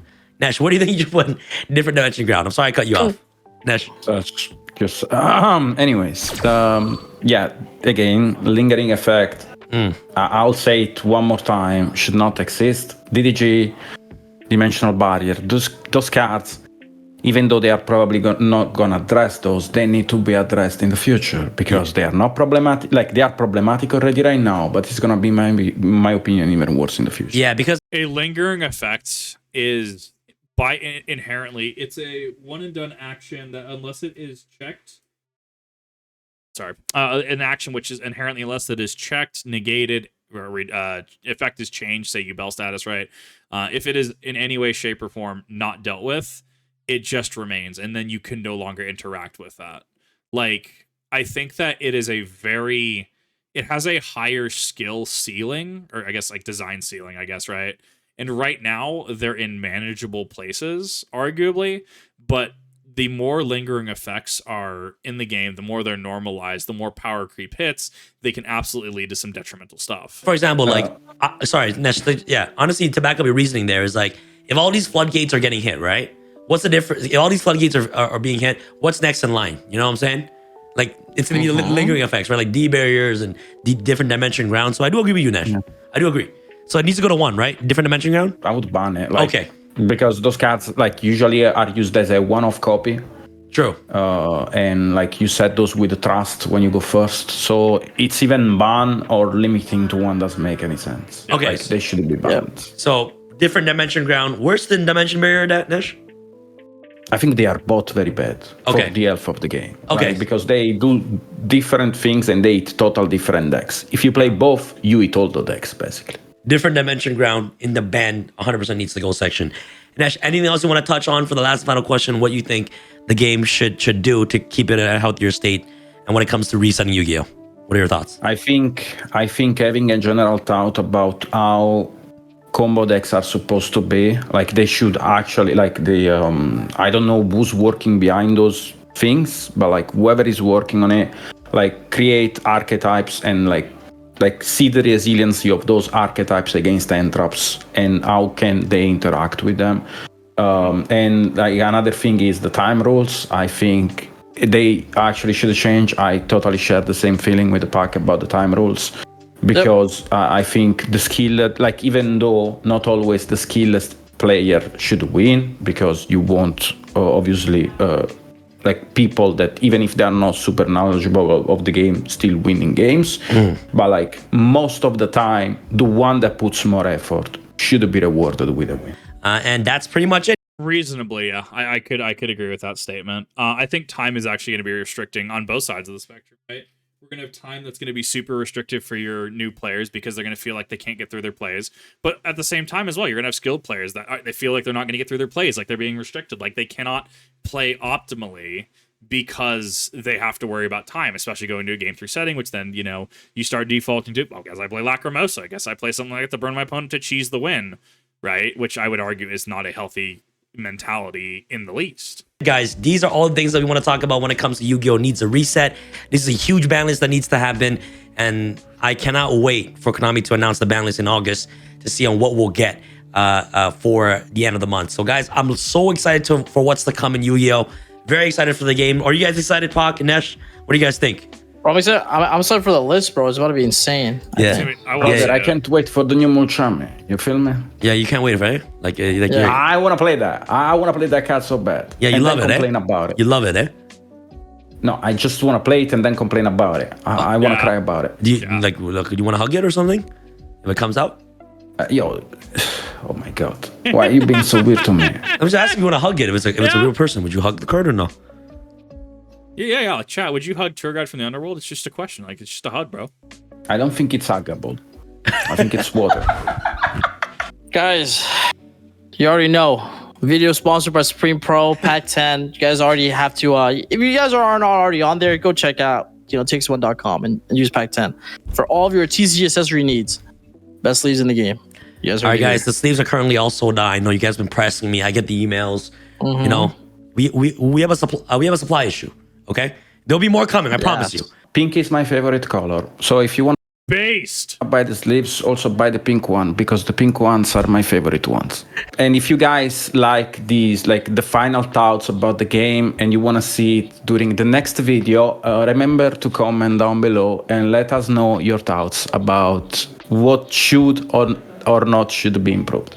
Yeah, guys, exactly. And honestly, we love making these videos. We love making, like, you guys don't want Team Samurai. We like to have different videos every single time for you guys to get involved in. So leave a comment in the comments below, because we read all the comments. You know what I'm saying? So I count at least like 10 people saying that my Italian accent is fake. yeah. Bro, I'm oh my God, the guys, most Italian person you will ever meet in you your guys, life. you guys finally figured out his accent is fake. He's actually American.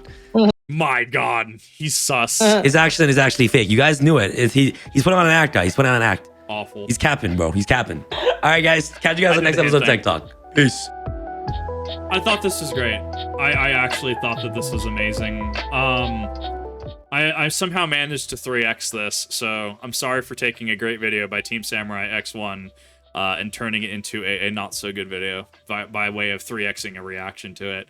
What you should definitely do, though, you should absolutely go ahead, like the video, go subscribe to TeamSamuraiX1. I will use this reaction as my comment. Okay, well, we're gonna use it that way. This reaction is my comment in response to this. But I like having these discussions. I think that these discussions have merit. I think that you can go interesting places. I think that there are things to discuss about Yu-Gi-Oh! Whether things happen or not. Are they going to ban Moon? Are they going to ban Flamberge? Are they going to ban Ash, Poplar? Are they going to ban Designator? You know, who knows?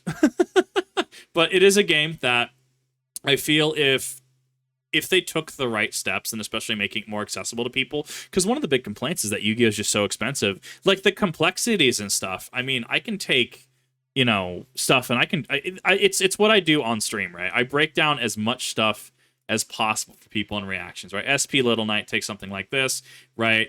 We can, you know, this can be broken down. You can teach people how to read problem-solving card text and understanding the cards. Like that's not the issue. The issue is a cost-prohibitive nature of the game. And obviously certain things like Triple Tactics Thrust, SP Little Knight are going to be more expensive when they come out, right? Absolutely, I totally understand it. Supply versus demand. Rarity slot, secret rares, you know, ultras definitely affect that. Denebs were pretty pricey back to Dual Alliance format. But, you know, there's many awesome discussions to be had here, is what I will say. And thank you, Team Samurai X1. Thank you, everyone else, for popping on this. I will try to go through, find all three of their socials. You'll see in the description down below, Team Samurai X1's channel, as well as the original video. I will try to find the other two's socials, put those in the description as well. And let me know what your guys' thoughts are. Do you think that this was interesting to hear wow, Kip, you don't have tops, but you seem like you know what you can talk about? Or do you think I'm just ultimately full of it? Do you think that nothing was added to this? Do you think that everything was pretty self-explanatory? Or do you think that you agree with certain things? Do you think that, you know, there are issues with time, there are issues with cleanliness, and there are issues with problematic people that end up affecting a greater majority and affect the gameplay and enjoyability of the game? So, thank you. See you in the next one.